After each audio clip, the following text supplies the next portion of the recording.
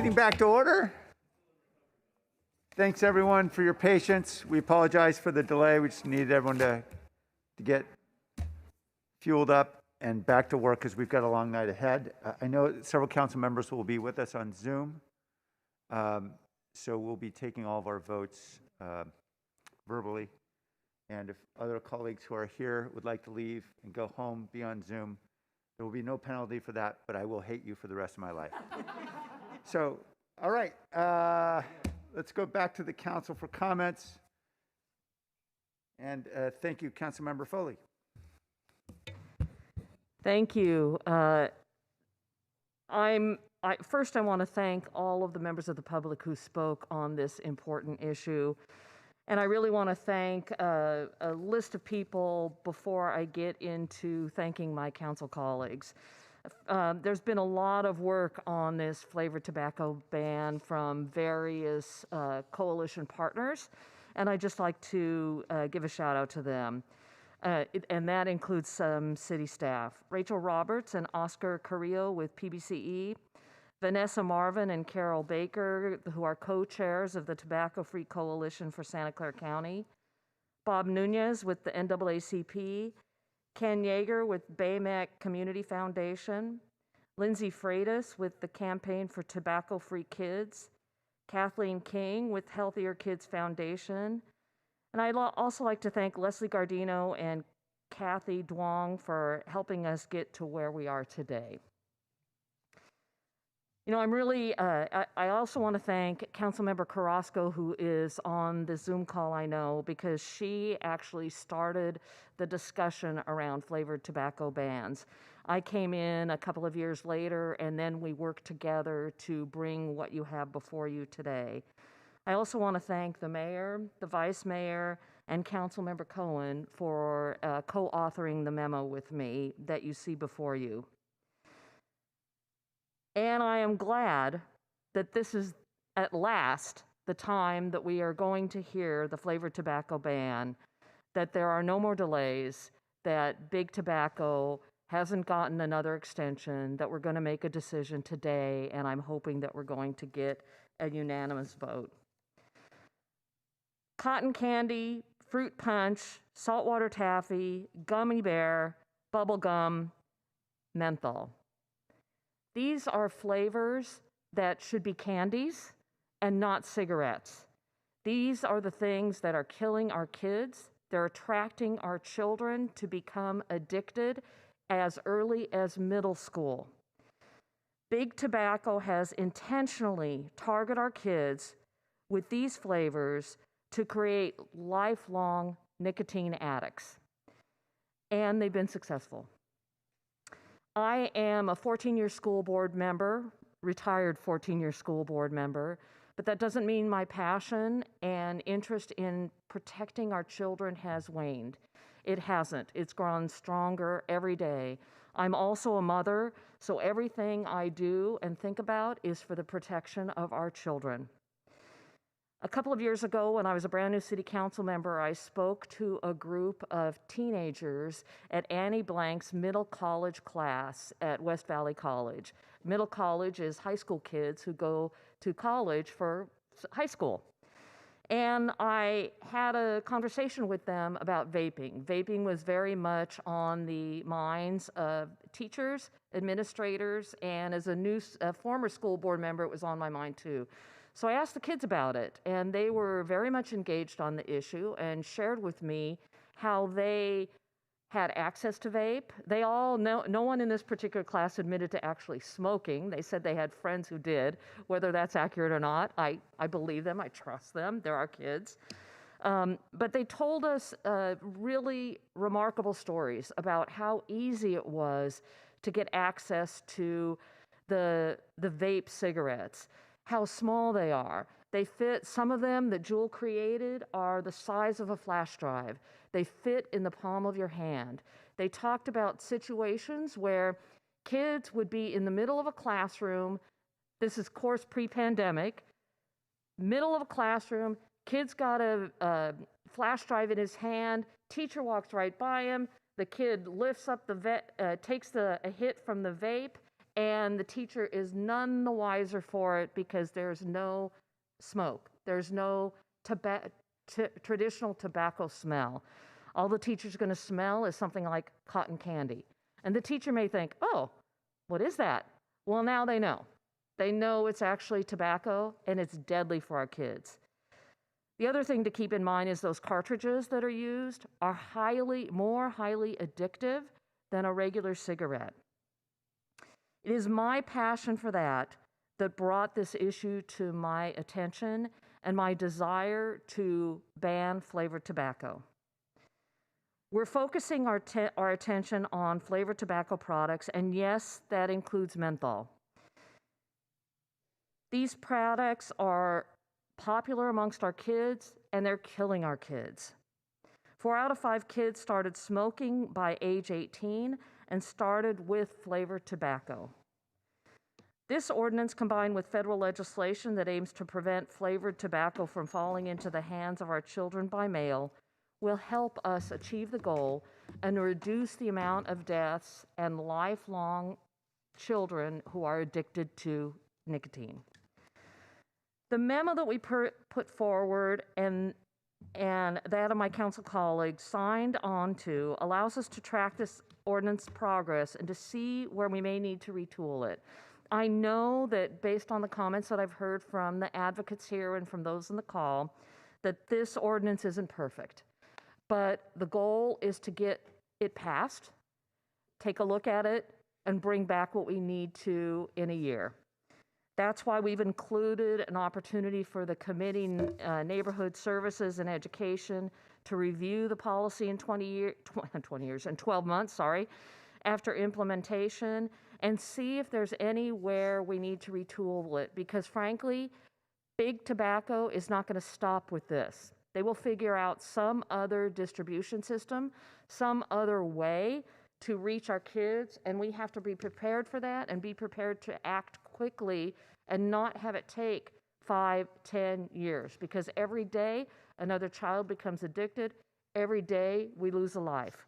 We've heard stories today about kids who became addicted in middle school and who have lungs replaced and have serious health consequences today at the age of 22. That's appalling. How big tobacco can look itself in the mirror and live with itself or live with its children, I just don't know. So I want to put a face on big tobacco. It's out there, it's serious, and we got to fight them. We've heard a lot from small businesses too, and we've heard from you. But I am a small business owner, and I am concerned about the health of our small businesses, but I'm more concerned about the health of our children. And I believe that small businesses are flexible, and they'll figure out how to pivot within the rules of the law. So before I move this item, I just have a couple of questions for staff. First, we've heard a lot of comments about the loophole regarding proximity. Can anyone explain to me why that is in the ordinance, or why it's written the way it is, and your thoughts on that part of the ordinance?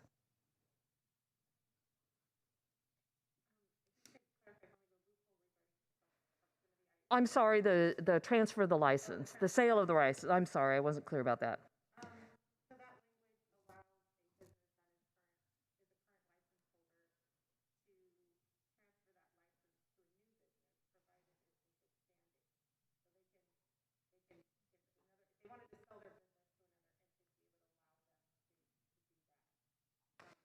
Part of why we proposed it in that way was in alignment with the council policy priority, which said to prevent further over concentration. And so in our minds, that meant, creating some mechanism to allow the current businesses to continue forward and be able to actually viably sell their business if that is what they needed to do. With this ban, thank you, Rachel. With this ban, are the new businesses, new to retailers, also prohibited from selling flavored tobacco? Yes. Okay, thank you. I think that's really important, that the community understands that yes, a business owner could transfer the ownership of their business, but it doesn't mean they get a pass on being able to sell flavored tobacco. Correct?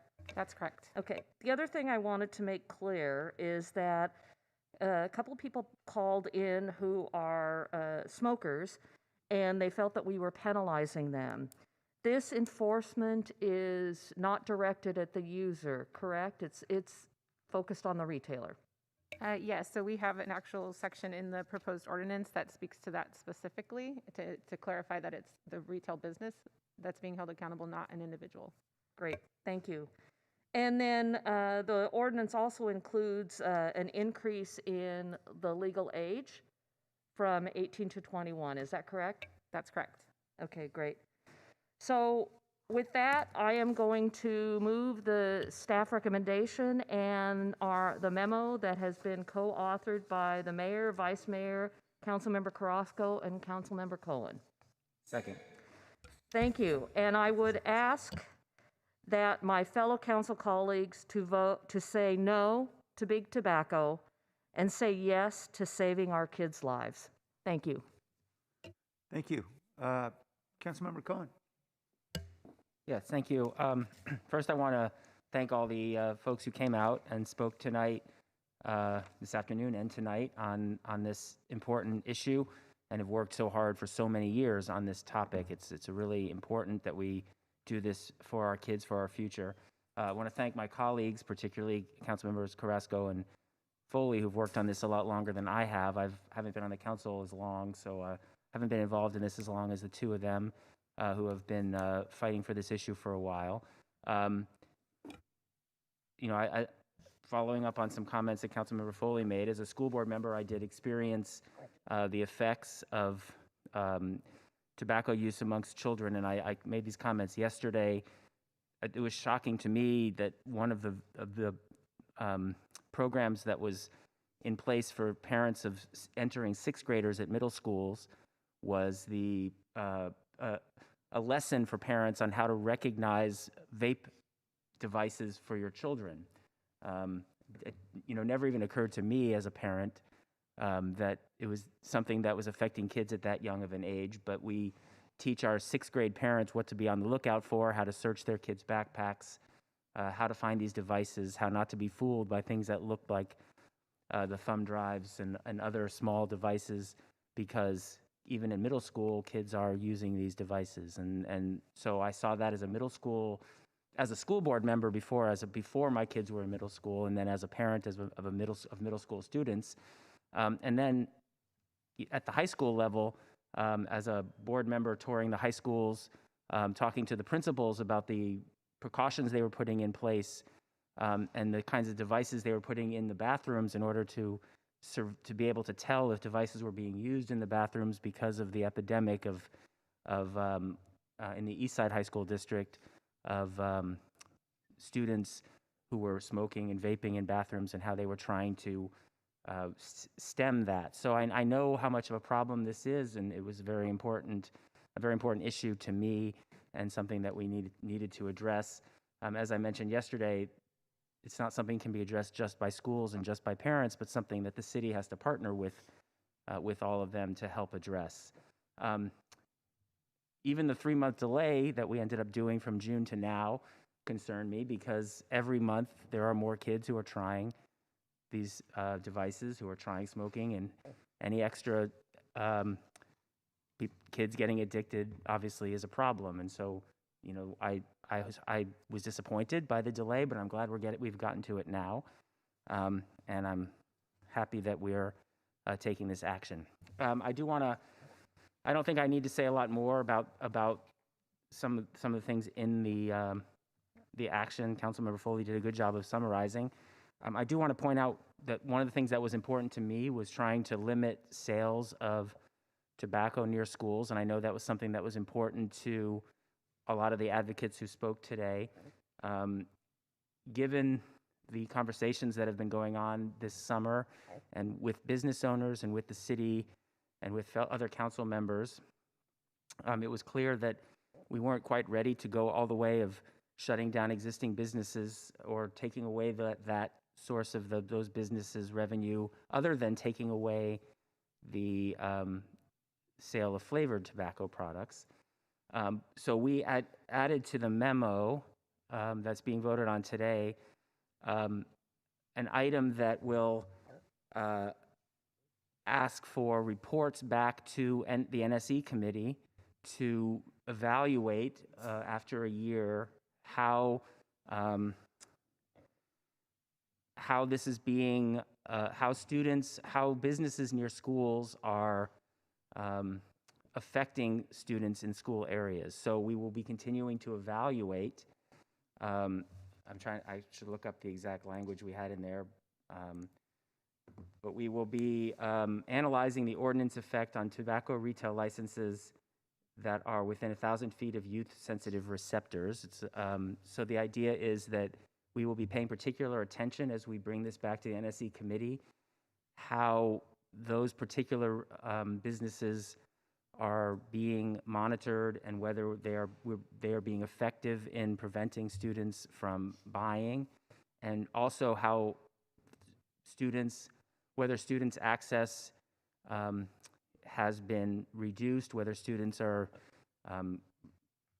using less at schools in those areas, with the idea that we would be able to revisit whether we need to make stricter rules regarding those businesses. So I did hear some comments about this being an open-ended policy, allowing businesses to continue to operate in those areas near schools.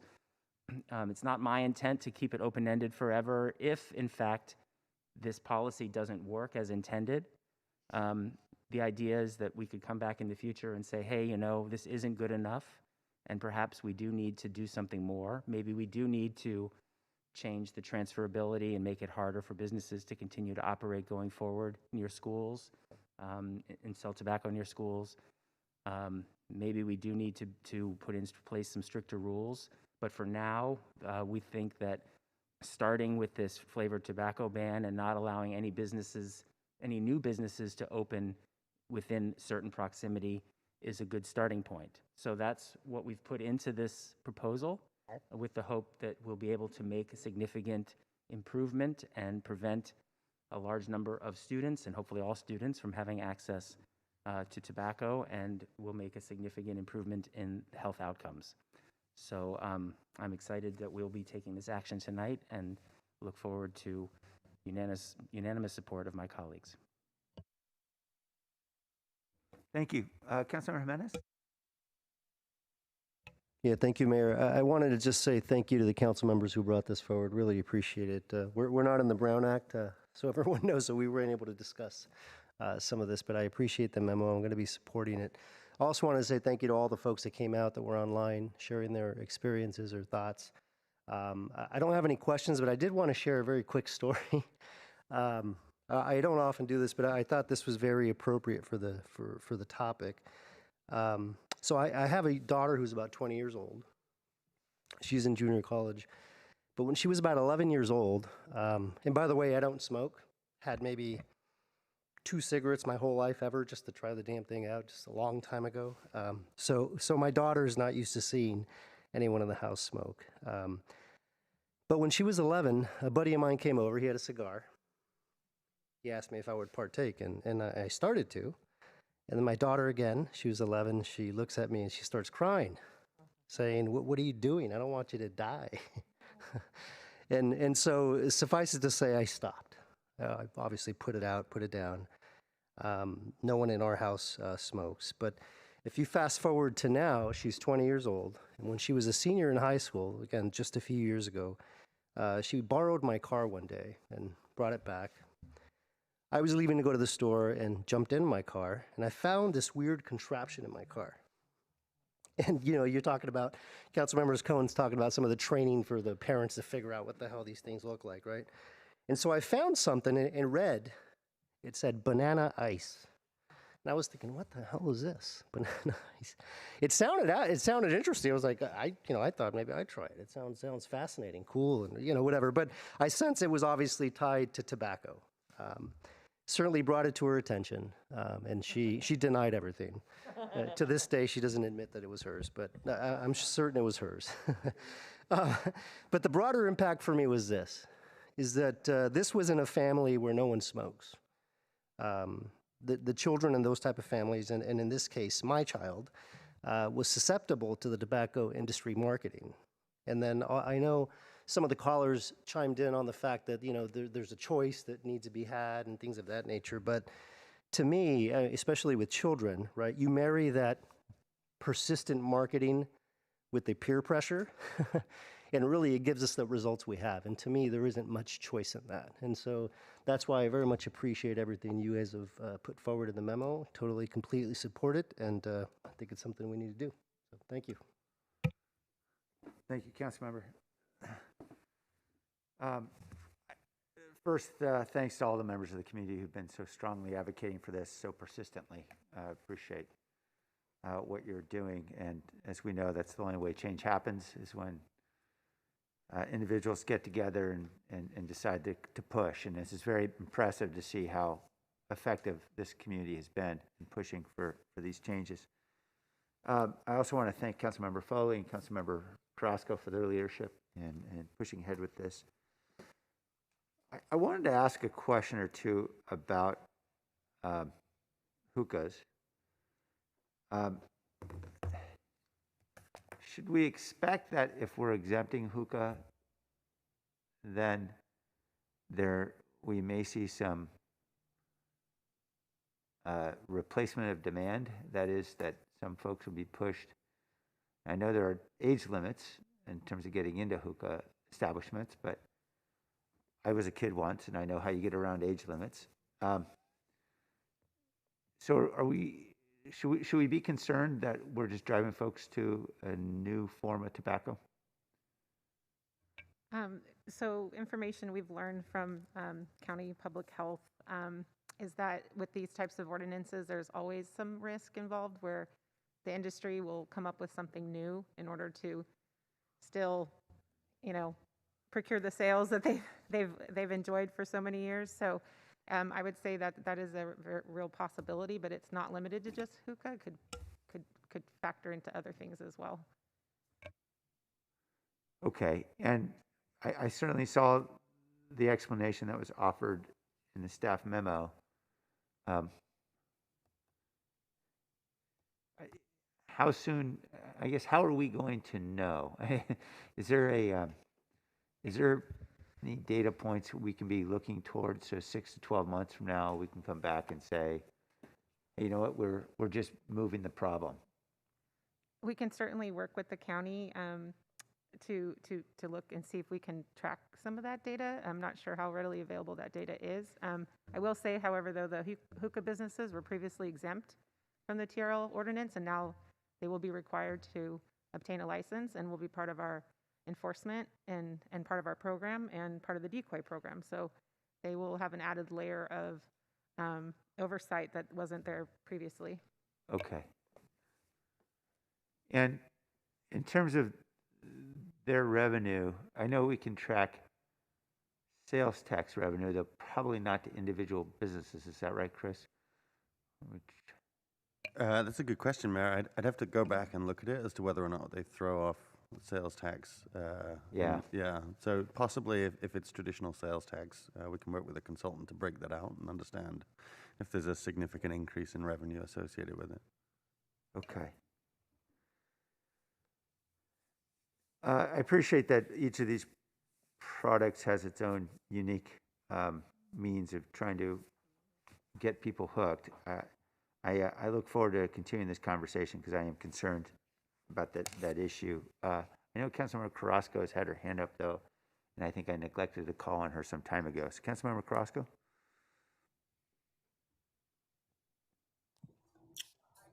Thank you, Mayor. More than anything, I wanted to extend my gratitude to all the folks who have called in today, and to all the folks who have really helped in shaping the ordinance that we're going to be voting on today. I shared this yesterday, and I think I've shared it since the moment that we started working on it a couple of years ago. This was an issue that came up several times with my children. I have 3 teenagers now. And so a couple of years ago, they were much younger. But admittedly, I was really ignorant to the culture of vaping, flavored tobacco. Like Councilmember Jimenez, I'm not a smoker, nor have I grown up in a household where we smoked. My parents never touched a cigarette either. But so this is a very different culture for me. So when my middle daughter started to share this with me, I didn't pay a lot of attention to what she was saying. So lesson learned, it's good to pay attention to your teenagers. But what was more shocking is, after the second, third try that she attempted to speak to me about this, I think what caught my attention was that she shared that her friends would go online, use their social media platforms, and would show very proudly an empty wastebasket on a Friday night. And that empty wastebasket was later shown on Sunday after these young people went on a binge, and the wastebasket would be full of empty cartridges. And so we finally started talking about it as a family, and I was really alarmed and shocked at how little I knew about this, but more alarmed at how much my kids knew about it. And so at that time, it was a 16-year-old, a 14-year-old, a 13-year-old. And all 3 of them schooled me and showed me what these accessories look like. I was completely oblivious. And so the other piece to this was what little enforcement there is, and how some businesses, not all, some businesses are very good at what they do and they don't sell to underage, but some businesses don't have the same kind of a moral compass. And a lot of these young people, friends of my children, were getting them directly from a retailer who had no qualms about selling it to them. And so this was the beginning of the journey for me, really looking for ways of not just protecting my own children, but protecting a lot of other children that may not have started had we had something in place, or had the state of California, in fact, would have been a little bit ahead of the game.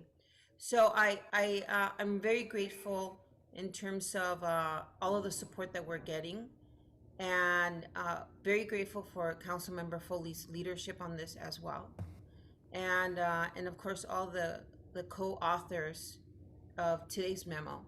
I think it's an important first step in making sure that we keep these very dangerous, very addictive products out of the hands of our children, but really off their radar. And hopefully, other folks will get on board and understand how detrimental it is, not just to their present day, but to their future. I do want to add that since the passage of Proposition 10, which passed in 2000, and Councilmember Arenas and I had the honor of working at First 5 under Prop 10, where suddenly there was a synergy of research and language around early childhood development that was funded by cigarette money, tobacco money. And what we found is that because that tax kept going up, that cost kept going up, it really hit users in a very, very direct and hard way. And we started to see the cessation of smoking in a lot of folks.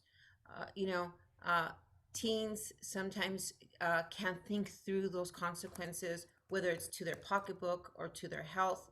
And being able to provide a platform or a foundation, at least where they won't start so easily, where it won't be so accessible, is critical for the city of San Jose, especially for very vulnerable communities where we know that these retailers are setting up shop. They're overly concentrated, and it's a direct marketing to our young Latino and African American communities. So I'm very proud of what's before us today. As Councilmember Foley said, it's not a perfect one. We'll continue to examine it and shape it, mold it, hear the response from the community, and hope that that it will continue to improve and evolve. More importantly, that we will really put in place safeguards for our young people. So I want to thank my children for schooling me on this one. Proud of them, proud of their knowledge, because they used it for the betterment of their peers, and that this will be something that they can look back on and be proud of for having gotten me started on it. So thank you so much. That's it for me, Mayor. Thank you, Councilmember. Councilmember Mahan? Thanks, Mayor. I wanted to quickly follow up on your questions related to hookah. First, I'll just join in thanking Council Members Carrasco and Foley for really driving this important issue, and especially to our parents and grandparents and all the community members who came out this evening and spoke so eloquently about what this means for our children. As a parent, my daughter is almost 4 and she started preschool this week, which just reminded me she's growing up and she is on the path to one day borrowing the car and hopefully not coming back with banana ice or whatever it was. That's a little terrifying. But I appreciate all the advocacy you all are doing. It certainly hits home for me. On the question of hookah, and I was listening very carefully to the public commentary earlier, I was curious if staff can tell us if you considered a distinction between hookah products sold at a retail establishment, a corner shop, versus a hookah lounge where you might have adults gathering socially, someone carting people at the door. Those feel to me like pretty different risk levels for falling into the hands of our youth. Is that something you all examined? We didn't. We didn't make that distinction. The hookah is defined in the ordinance, and so it means, water pipe used to smoke shisha or other tobacco products, and it goes on to explain what is meant by that, but we didn't think about it in terms of if those products are being sold at a regular retailer versus at a hookah lounge, essentially.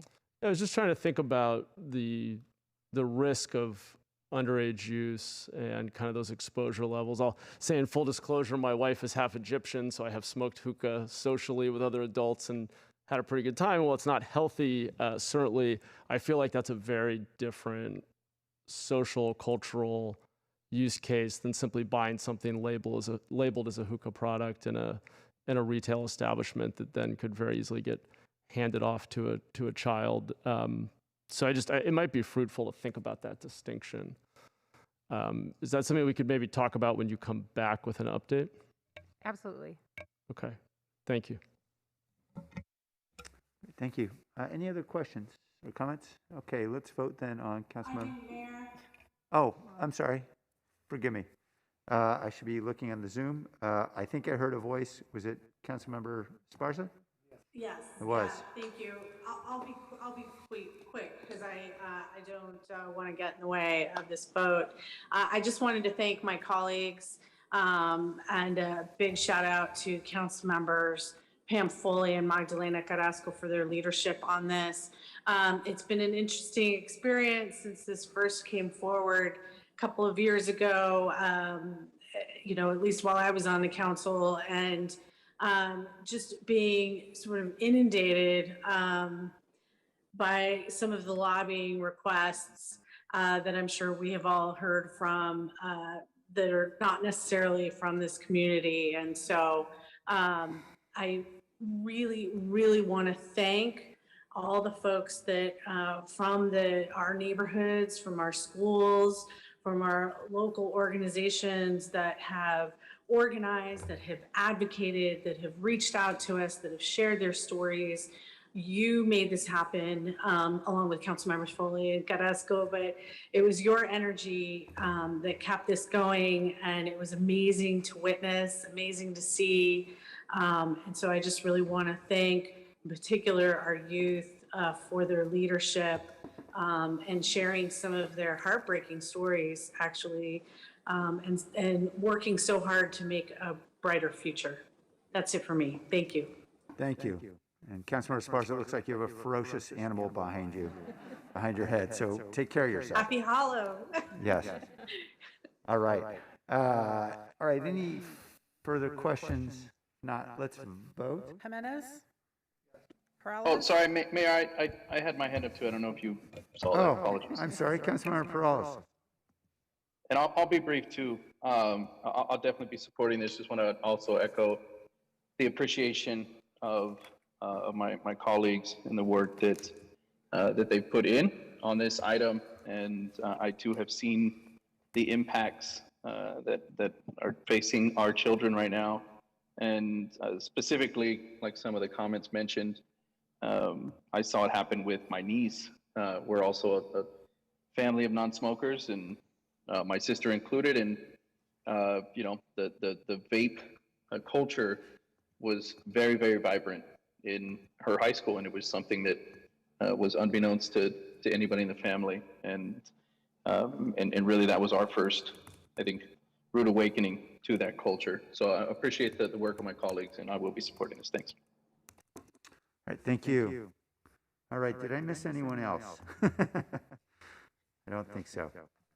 All right, now we're voting. Jimenez? Yes. Peralez? Yes. Cohen? Aye. Carrasco? Aye. Davis? Yes. Esparza? Yes. Arenas? Yes. Foley? Absolutely yes. Mahan? Aye. Jones? Aye. Licardo? Aye. Thank you. Okay, that's unanimous. Thank you, everybody. All right, now we're going to go back to 3.4, which is the status of open audit recommendations as of June 30th. The public may want to stay for this, but you may not. Yeah, poor Joe. Poor Joe has to follow that. Joe, welcome. I know you have a presentation for us.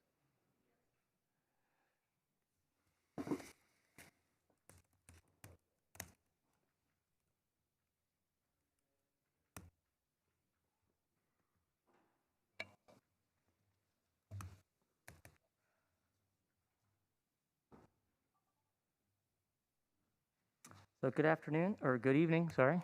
Joe Roy, City Auditor. I'm here to present our status report of open audit recommendations as of June 30th, 2021. City Auditor's Office monitors progress toward implementing recommendations from past performance audits and provides regular reports on the status of those recommendations. Our current report includes the progress on 272 audit recommendations, 22 of which were from audits issued in the last 6 months.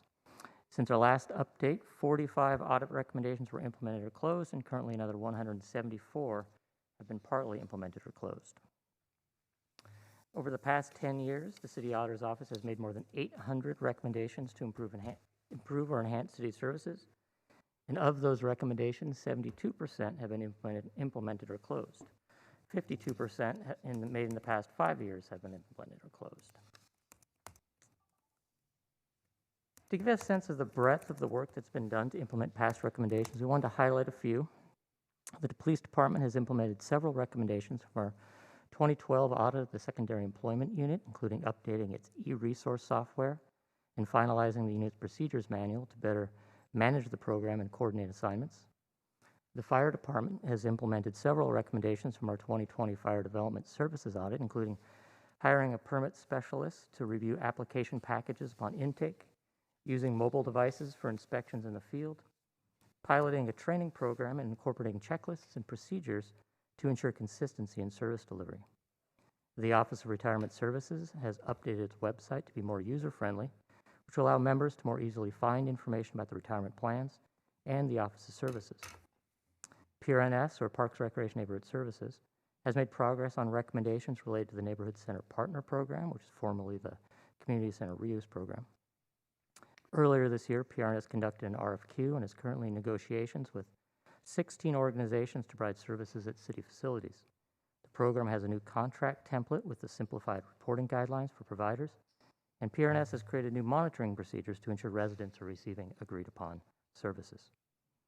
Since the 2019 in lieu fee audit, Public Works has transferred $5.7 million of in lieu fees to other city funds or developers for projects that have been completed, and $4.7 million was either refunded to developers or transferred to other city or county funds from the depositor funds. These are just a few examples of the different recommendations implemented by departments. There are 227 recommendations still pending, and as noted earlier, 174 are partly implemented and 53 are not yet implemented. We estimate the potential budget savings associated with those at around $11 million. As shown here in our online dashboard, we classify recommendations by intended outcome.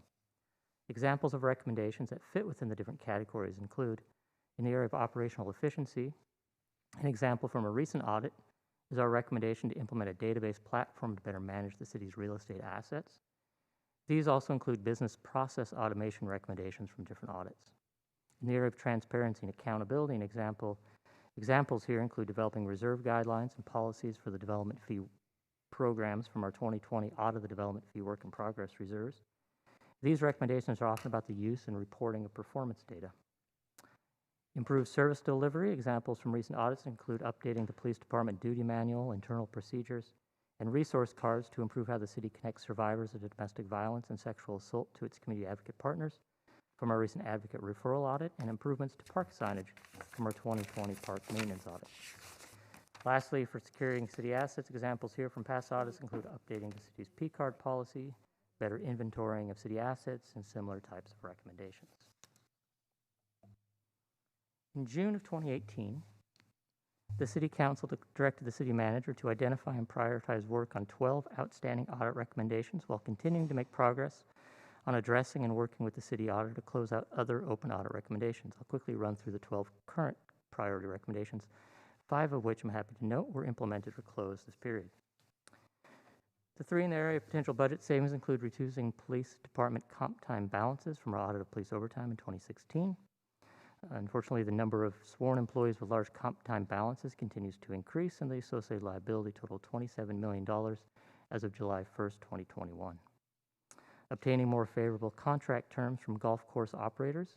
The fiscal year 2020-2021 adopted operating budget included the payoff of remaining debt on the Los Lagos Golf Course, and PRNS plans to bid operations for all 3 municipal courses in an RFP in 2022. Procuring a software solution and other resources to more efficiently conduct wage compliance reviews from our audit of the Office of Quality Assurance in 2017. The office has pursued a combination of strategies to better administer its wage compliance programs, including piloting a software platform to automate payroll reviews, adding supervisory capacity, and other means. Unfortunately, the pilot for the automatic payroll reviews was not successful in meeting OEA's needs, and Public Works is looking at additional options to manage payroll reviews or free staff up for site visits or other work. In the area of operational efficiency, there's one of the priority recommendations was implemented. The first recommendation in this category is contract management policies from our audit of consulting agreements in 2013. The administration conducted or executed a service order with a consultant to document consultant procurements and management practices across the city and develop recommendations for improvements. However, due to the city's COVID emergency response, this has been put on hold. Volunteer program guidelines. The administration used an Encore Fellow to create a draft volunteer policy and volunteer management guide. A cross-departmental working group was established to review and add to the draft again. However, because of the city's COVID response, this was also put on hold last year. Lastly, developing a technology deployment policy. This one was recently implemented. The city developed a new technology management and deployment policy, which requires project charters to define roles and responsibilities in a technology implementation. Detailed resourcing estimates, formalizing the role of the Information Technology Department in implementations, and addresses other recommendations from that audit. The 3 priorities in the area of improved service delivery include improving public education from our 2013 audit of fire prevention. This one was implemented this past period. Fire Department's strategic business plan includes goals to expand community partnerships and promote public education. The department hired a public information manager and a video multimedia producer who, in coordination with the chief, developed an annual work plan around public outreach. The next one is the Housing Department outreach to tenants and landlords, which has also been implemented. The Housing Department has provided additional outreach to tenants and landlords, updated its website, including adding an interactive map with addresses covered by the ordinance, the apartment rent ordinance, has made communications available in multiple languages, and accepts petitions online. To assist visitors at City Hall, Housing has begun staffing its front desk on the 12th floor, and is in the process of installing a tablet with an electronic staff directory, including translated versions for visitors. Lastly, in this area is updating the Police Activities League, or PAL, operating agreement. In January 2021, PRNS brought forward to Council guiding principles for a new operating model for PAL and intends to negotiate a new operating agreement based on those principles. And the 3 priority recommendations in the area of citywide security risk mitigation include improving lease management from our audit of the city's oversight and financial assistance to CBOs in 2008.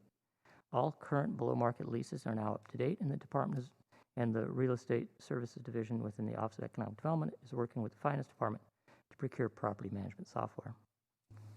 Second, revising the city procurement card policy. At the time of our most recent procurement card, or P card audit in 2019, the city had been spending roughly $14 million annually through the city-issued P cards. Finance is working on revising the policy, dividing it into 2 parts. First, a high-level administrative policy, and second, a detailed P-card administrative guide. Both are currently in draft form, and together they'll address multiple open audit recommendations in this area.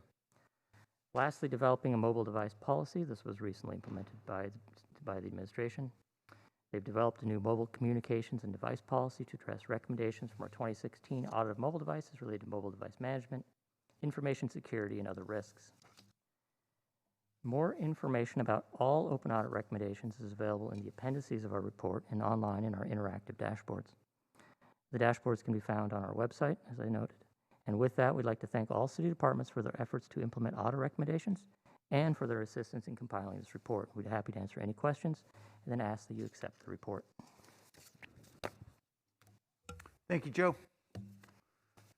And thank you for continuing the efforts to keep all this information so accessible to the public on the interactive dashboard. Okay, let's go to the public first with questions or comments. And we're still at 1 minute, correct? That's correct. We're still at 1 minute. We got to get our work done. I have 3 hands up. The first is Paul Soto, followed by caller 5140. Yeah, Paul Soto. Mr. Auditor, I wish there was more time to compliment you on the scope, just the sheer scope of your work. I stayed up 3 hours last night, 3 hours, and I still wasn't done. Looking at how thorough, and your targets. You're hitting in terms of the recommendations and what you actually implement in full. You deserve serious acknowledgement for that, because that is a lot of work. I have questions for you though, and I hope that somebody on the council will help me to answer these questions. It's in relation to these in lieu fee street lights developers, refund to developers. I'd like to know what that mechanism is. What criterion do you use, number one, to make the refund? Where is the line? Who made the line? Why is that line there? And why is that an acceptable? Caller 5140, followed by Blair Beekman.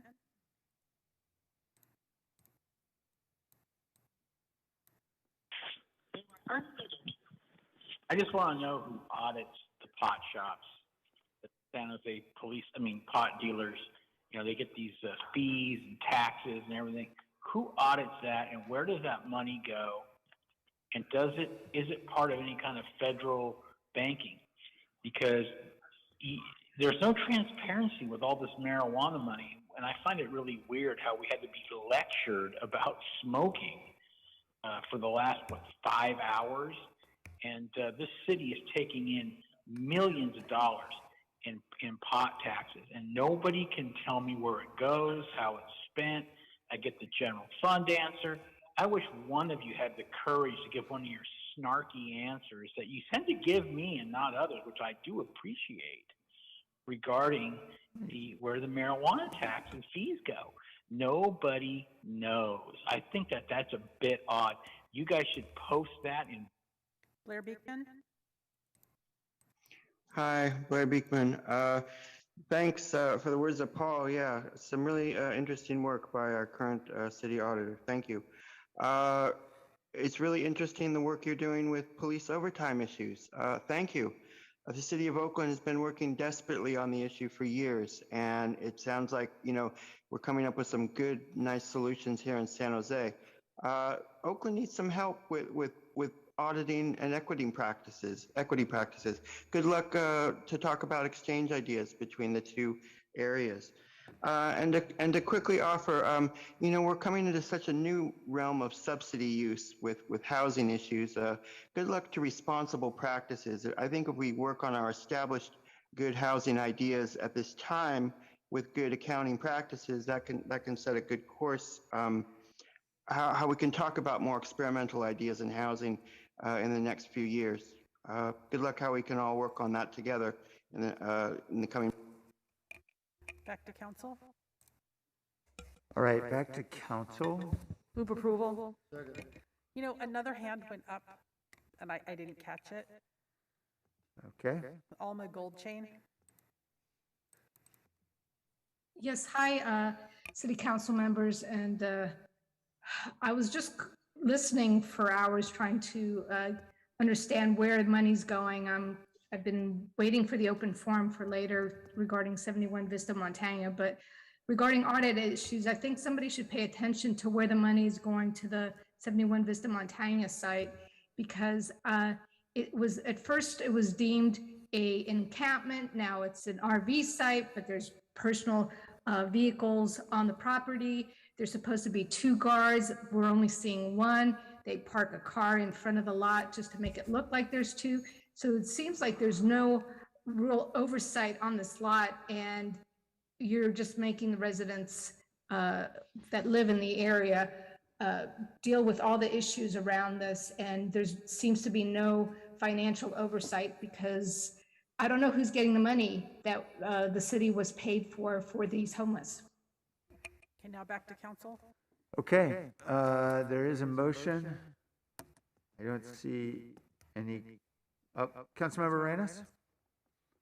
Yes, thank you. I'm always very grateful to Joe for his, I don't know how he tracks this, but I did see the dashboard and it's very complex. So he keeps it together, all of our requests and our audits in order to improve our systems. I have a question about one of the items that was in the presentation, also in your report, and that is the OEA software. So I know I've been checking in with Matt regarding this software. It was on a trial pilot, and it sounds like it didn't work out. So I'm wondering, what is the next step? Because this piece is really important in order for us to make sure that there's that labor compliance piece, and that staff can go out and make those visits. This is really for efficiency's sake. And I know that there has been more on-site visits to do that kind of check on the wages, but the system is still inefficient. So what is the next step? And I'm not sure if anybody's here to answer that. Thank you, Councilmember Reyes. Matt Cano, Director of Public Works. Really appreciate the question. And as was mentioned in the audit and by in Joe's presentation, unfortunately, the database that we created with our consultant to help us move forward and monitor proactively, or help us monitor the labor compliance, that didn't work out. For various reasons. We really appreciated the partnership with the startup consulting firm, and unfortunately it didn't work out. We did learn some lessons, though. We're not going back to the primarily paper system that we had before. There are a lot of electronic filing techniques that we are using more that we hadn't been using as much or consistently in the past. So a lot of those things that the database did for us, we are continuing to use. In addition, we are, over the next couple months, internally in Public Works with our tech team, evaluating options for the future, whether we want to go ahead and try to create our own system again, or whether we want to go with more of an off-the-shelf product. And so we'll have that information available for council in the next 2 to 3 months, the next time there's an opportunity to discuss it. That's great. And I know that there was I think there was I can't remember, 300 or 500,000 for that software. Is that, was that paid to that particular startup? I'd have to check on the exact finances. We did pay some funding for the software because we did build it together and we did use it for a while. I'll have to follow up on the exact dollar amount that we spent on it, and I can get back to you on that. Right. And the reason I ask is because I think this is so important for us to do. I'm glad that you've been able to figure it out creatively within your office, and so that's wonderful. But I think that we need to have the kind of software that can anchor us in that office and then allow for the staff to go out and do more visits. And like I mentioned before, I know that there's been an increase in visits, although I think there always could be more, especially we hope that construction and development picks up. Anyways, thank you so much, Matt. Thank you. Okay, other questions? All right, let's vote then. Jimenez, Yes. Morales, Yes. Cohen, Aye. Carrasco, Aye. Davis, Esparza, Yes. Arenas, Yes. Foley, Aye. Mahan, Aye. Jones, Aye. Liccardo. Aye. Thank you. Okay, now we're moving. Thank you, Joe. Item 3.6 are actions related to the Guadalupe Gardens fencing project and temporary closure of Spring Street and Asbury Streets. John, thanks for your patience. And Matt, welcome. Thank you. Matt Cano, Director of Public Works, and with me is John Aiken, Airport Director. We just have a brief presentation to provide to you today. And I don't know if this is the whole, is this, can you, actually, hang on, give me a second.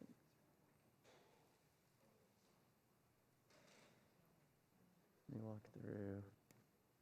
Give me 1 second here. Oh, there we go. Sorry, I'm just going to scroll. All right. All right. Okay, so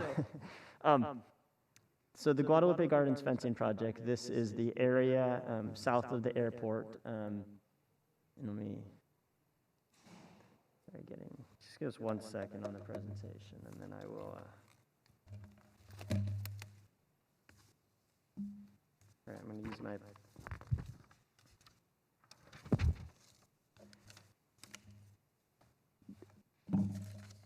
So today, I'll just go ahead and get started here. This is for the perimeter fencing around the Asbury Street, Coleman, and Heading and Irene portions of the Guadalupe River Park and Gardens. The intent is to complete the fencing installations for stage 1 and stage 2 in a single mobilization of the project, and then follow after that with the stage 3 of the fencing. So it is going to be in 2 stages from north to south. And these, what we would have around this location is an 8-foot tall fence around the perimeter, approximately 40 acres. This 3-stage approach will help maximize the city's resources and ensure a proper treatment of the people who are currently on that property, while still allowing the city to report our progress to the FAA, which is very important to clear this area per the FAA regulations. And once this abatement occurs, once we abate the property, the fence will go up immediately thereafter to prevent re-encampment of the property. As mentioned before, the purpose of this project is it's required that the City of San Jose submits a corrective action plan for FAA compliance per our February 2021 notice. The notification requires the city to remove and relocate the homeless encampments due to the incompatible use of the federally regulated land at the location. And as noted on the slide, a lot of the property was purchased. The property was purchased with FAA grant funds under the condition the property would remain uninhabited. The area needs to be cleared by July 2022, and if not cleared, future federal grant funding would be jeopardized for the airport. There's been a lot of coordination between city stakeholders to develop the corrective action plan and fence design, including multiple city departments. The recommendation before you today is to delegate the award authority to the Director of Public Works, to myself, pursuant to City Charter Section 1217H in an amount not greater than $1.5 million. This particular charter section allows the City Council to negotiate and award the contract with the selected bidder, with whichever bidder the City Council deems appropriate, because we didn't receive any responsive bids for the project. We did have 2 bidders on the project. Both were deemed non-responsive for meeting they didn't meet the requirements of the bid. So given the timeline and the urgency of this project, we would like to move forward with delegating that authority to myself to negotiate and award to a selected contractor. And as noted in the memorandum, I would first start that process by looking at the lower of the 2 bidders and then determining if we could award a contract with them, and then working through that process before we moved on to anybody else. And with that, we'd be happy to answer any questions you may have.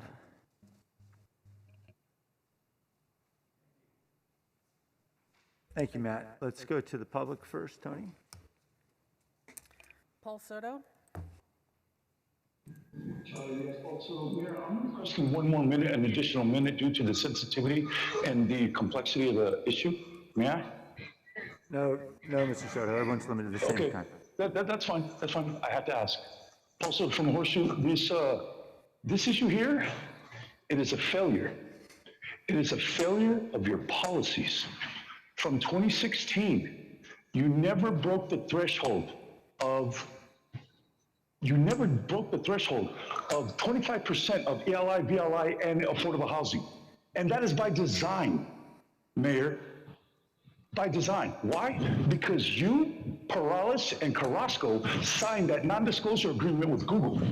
When you did that, you set in motion a set of circumstances that we are seeing the symptoms of now at Columbus Park, and you want to use the law to protect yourself from the moral and ethical responsibility that you have to the citizens of San Jose.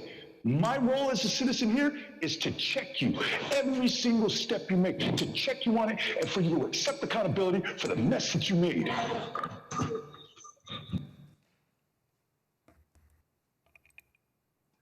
Claire Beekman? Hi, those are really interesting words by Paul. I mean, for all the experimental talk of housing at this time, we could have really been settling in on VLI, ELI, and mixed income housing ideas. We're just only getting started with those things. Good luck with these efforts. I hope your tow policies have been softening and relaxing around Columbus Park issues. You know, I just hope you have it together, you know, how to find housing for people, to find the housing for the RV safe parking in District 4. It was a good start. I think we're at a time that we can engage the public and community and neighborhoods more to really build, you know, small, specific little places and for homelessness. Good luck how we do that. It has to be a much more concentrated conversational level. I hope we can do it. And good luck in the efforts. Thanks. Caller 5140.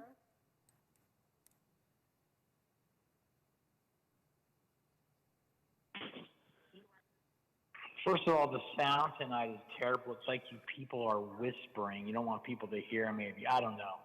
But the microphone that the city council and the mayor have need to be turned up a little bit. You guys, as usual, don't know how to use Zoom. Zoom is terrible, too, by the way. But as for housing, it's just a scam.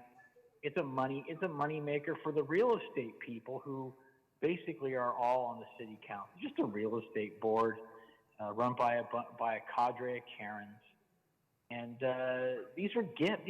This housing, whether it's opportunity or it's free or it's for the homeless, it's just a gift to the constituents. It's a gift to get this housing. Who gets it? Who goes through all the paperwork? You know that it's already gone by the time the people who really need it are going to get it. And the builder. Alma Goldchain, followed by Scott Largent.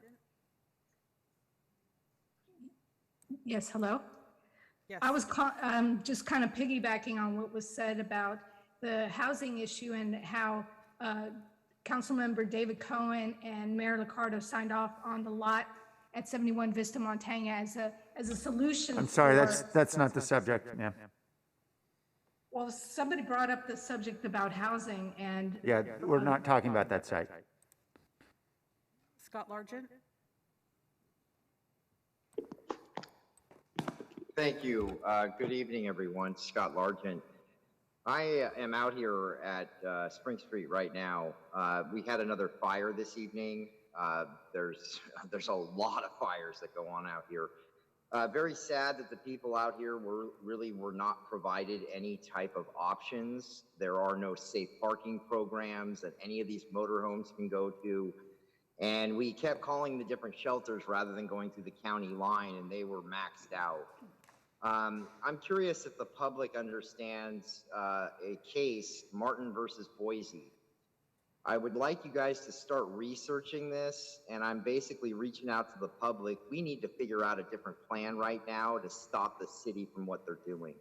It's disgusting what you guys are doing to the poor people out here, and you're providing them nothing. You're just tearing down all their shelters, and you're creating a mental health disaster right now. And you can't keep blaming this on the county and giving these people.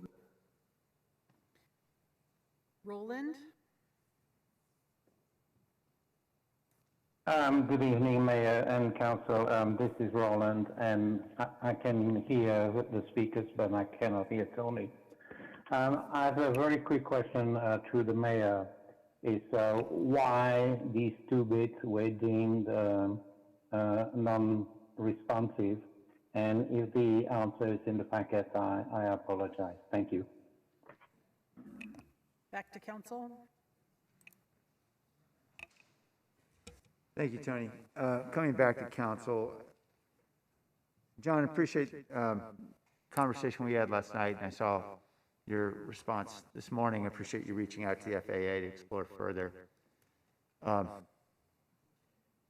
To bring everybody up to speed, I expressed concern about the viability of building a fence in the area and the extensive amount of resources we'd be spending probably just preserving the fence. And John, I know that you believe this is a fence that would be significantly more durable. You want to describe a little bit about sort of what you've learned and maybe bring us up to speed on where you are on the issue? Yeah, originally we had looked at a normal 2-inch chain link fence, which is what you'd find around like a park or a baseball field. Easier to get cutters in between because the square is 2 inches. The fence that we use at the airport on our perimeter is a 1-inch mesh, and we've decided to use that fence here at this site. It makes it harder to get an appropriate size cutter inside the square to cut the fence. So we feel it'll be more durable, and I think with the that we're hoping that it'll be able to last through this and keep the place uninhabited. Did you want to talk about my conversation with the FAA? Yeah, certainly. And yeah, if you're willing to talk about that, that'd be helpful. Yeah. I called the FAA this morning with the mayor's concern to talk about the requirement to fence it. The mayor had an idea of potentially using a guard on the site. The FAA is concerned. They feel the fence is more permanent. But again, they're trying to be compassionate to the situation.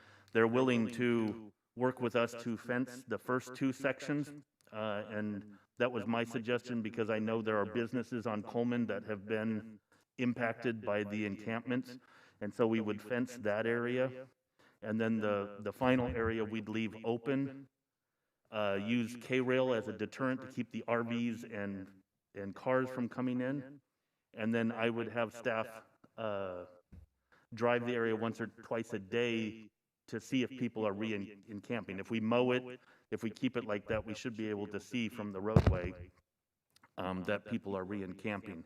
So that was our proposal. The FAA would come out and meet with us then once we got to that point, kind of reevaluate the fence, not fence scenario, and then we would continue from there one way or the other. But the main goal of the FAA is long-term, keep it unhoused. It's not suitable for housing people. So that's the long-term goal. But they're willing to try a compromise here during this process. John, I appreciate that you're looking for every possible solution, and these are really difficult. This is a very difficult challenge, and you're running an airport at a time of a global collapse in the air market, and that's an incredibly difficult time. An incredibly difficult thing already, and on top of that, we're pulling you into council to go talk about parks and unhoused people who are in parks, and pretty soon we're going to be talking to you about cranes. None of this is in your job description, but you're doing it all. So I appreciate the fact that you're doing it in good spirit, even if it's against your will. All that being said, when I described to John my concerns, just to clarify, I wasn't suggesting that we put a security guard. I think it would be helpful for us to use these dollars to actually fund park rangers. And obviously, early on, while the situation we know is perhaps a bit, may get a bit more tense, we may need, obviously, overtime police as well. But to really restore this back to a park, to actually hire park rangers, and now we're deploying, I think we have about a dozen Resilience Corps members out there. With the Conservation Corps, we've got folks who are helping to clean up. And so we've got much more attention. The council dedicated $1.4 million to extended maintenance around this park and other parks along the Coyote Creek. And so I feel as though the stars are aligned. And, you know, we've just expanded the San Jose Bridge program that will help too, just to bring more people out to help clean and take care of the park. And obviously, the housing team and everybody assisting them, trying to get people housed. My concern is this fence is going to become something of a magnet for, well, I think it poses a great risk of becoming a symbol for something we simply don't stand for. And everybody trying their very best efforts, everyone doing their very darndest to try to solve a really difficult problem under a mandate we didn't create, the FAA did. We're going to spend a lot of resources and spin a lot of wheels to preserve a fence that probably none of us really believe is our desire anyway. And so I haven't been enthusiastic about the idea of spending money on fences. I'd much rather spend it on people. And I understand park rangers aren't going to be there 24/7. We understand that. And I appreciate there are real limitations to a strategy that continues to keep the situation somewhat fluid. That is, obviously, people can move in and out if there's not a fence.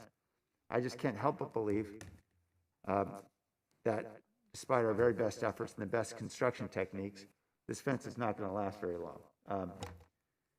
And I know that, you know, we have a pretty good barrier around the airport, but my understanding is we do still occasionally have some cuts in that fence, and that's not a fence that people really have a strong reason to want to penetrate, I assume.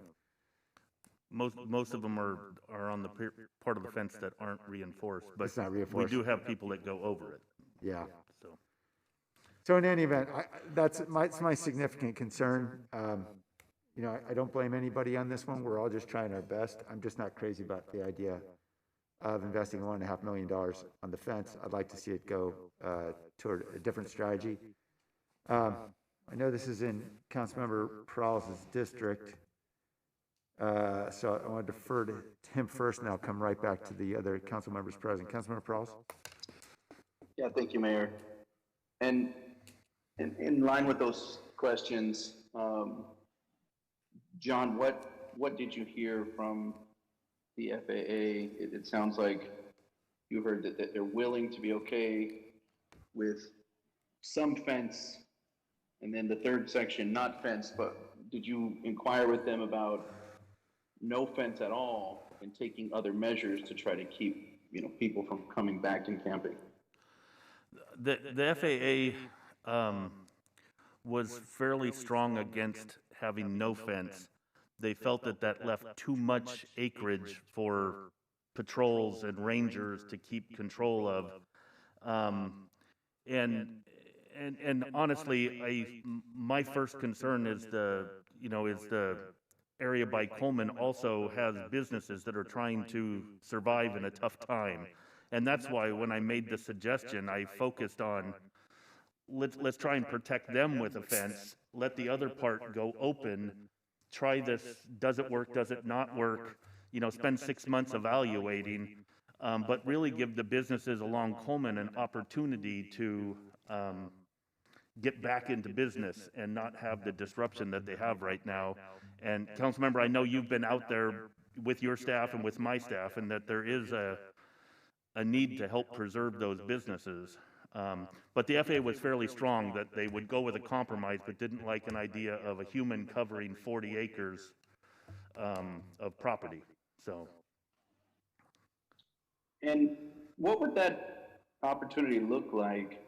Maybe this is more for city manager at the moment. I don't know if we have the right staff on hand, but to try and get coverage from a park ranger, how realistically, how long would something like that take? We'd obviously have to hire, my guess, right? I don't think we have enough personnel to redeploy. So, thanks. Hi, Councilman Peralez. Yeah. John Cicerelli, Director of Parks, Recreation, Neighborhood Services.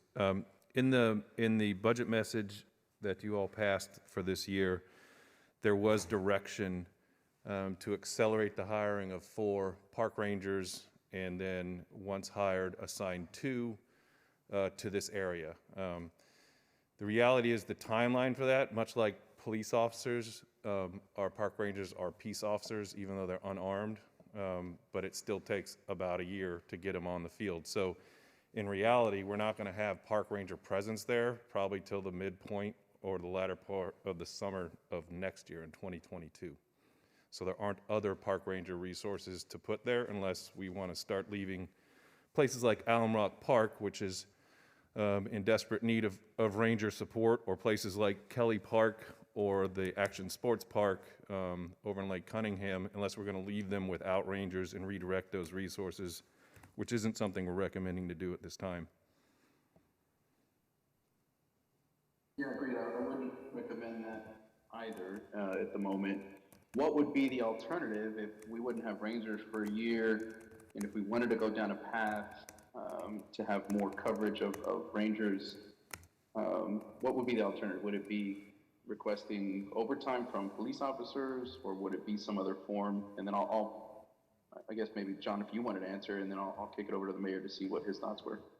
I'm not sure which we got too many Johns in the room, but Aiken, Director Aiken has looked at some of this, and I think he's looked at things like private security or, so maybe you want to chime in? Yeah, so we have contract security guards at the airport that perform multiple functions for us. And our thought was that we could utilize them with some level of PD support, where their PD is at least aware of the situation and prepared to support them, but go with security guards through our contract. That would cost us, security guards are just under $40 an hour for a security guard with a vehicle to patrol that area. So that was the best I could come up with for a quick solution to staff it with personnel.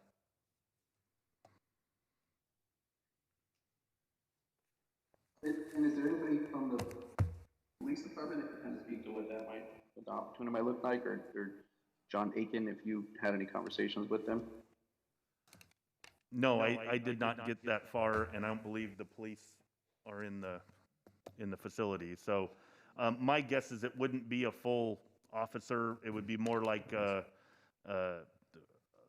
backup from that district to be aware that the park is there and they may need support. It wasn't to have a full officer there, in my mind. And Mayor, how does that line up with what your thought was? I don't know if you had any other thoughts after obviously hearing back from John this morning.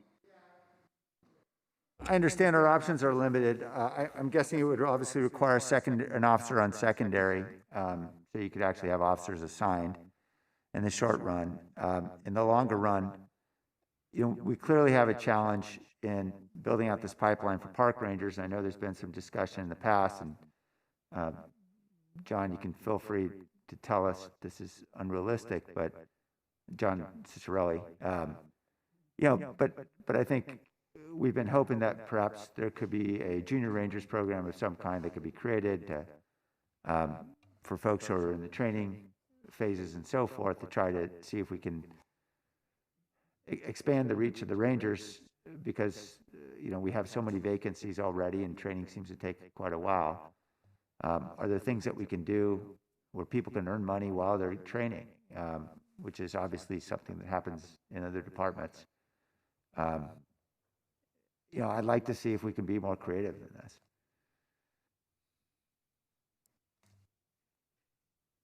Okay, I think, I agree with you. I think a fenced off portion here of the park and the open space, and certainly with the master plan we have for the area, is not, that's not the future that we want to see for the area. But I recognize the challenges that we have, and obviously the commitment that we have to the FAA on how to move forward. And I don't know if there are any other creative solutions that we could come up with besides seeing if officers would sign up through secondary employment, and maybe John Aiken with the airport is supplying some security guards. The idea also full-time rangers in the area, for an area simply just to keep it free of RVs and cars and campers, also is not super appealing, right? We'd like our rangers to be focused on active parts of the park, and keeping those areas clear and useful. So I think either way, at the moment, clearly none of those solutions are ones that sound like where we'd like to go. But ultimately, we have an ultimatum in front of us with the FAA, and that's why we've gone down this path. I think the options are not extremely clear, at least as far as, would there be a reality of secondary employment? Would, a security guard or two, would that actually be, feasible to actually deter people to come back? If I know the big issue we have is with the RVs and the cars, if we didn't have a fence, how else would we prevent them?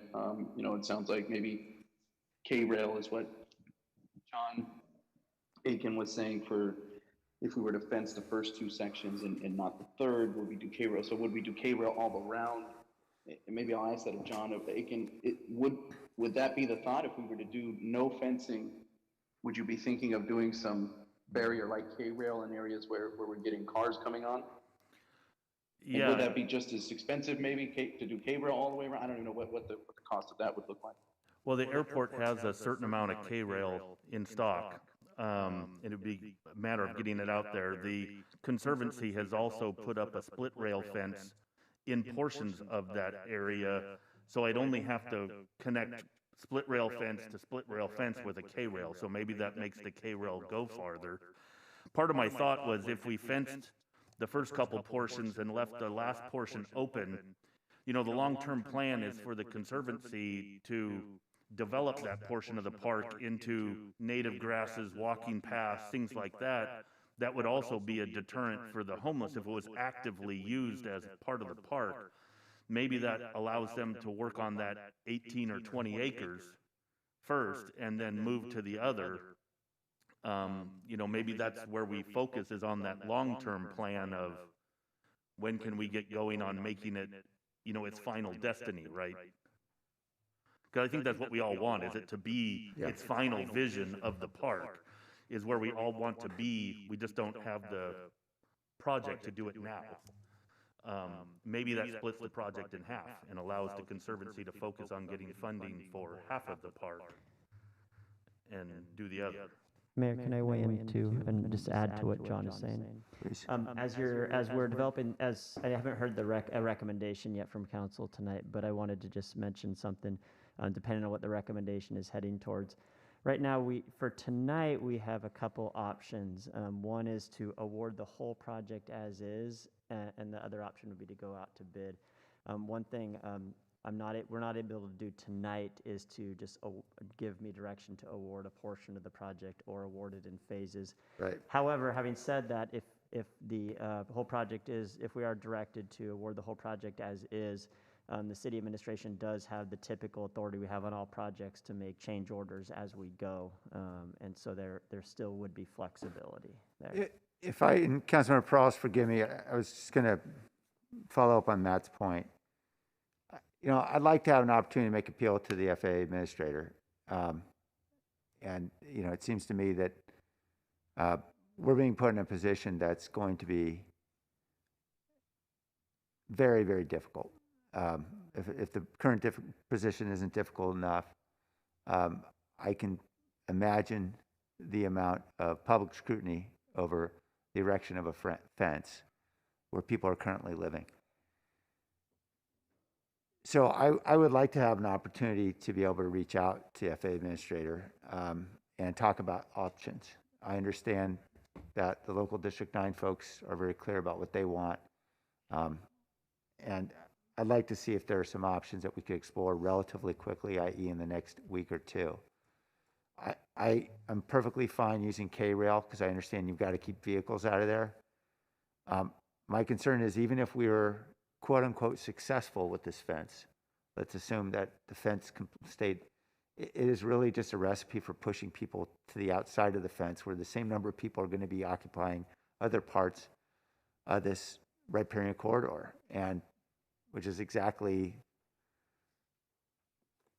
what we don't want for the future of but the public. I know it's the opposite of what the public wants, to be able to actually enjoy the trail and so forth. And I don't think we've done anything for the folks who are living there as a result. So I guess what I'm suggesting is, can we have an opportunity for some outreach to Washington and then come back and look at whether or not a hybrid or something like that is the best approach, or some other alternative?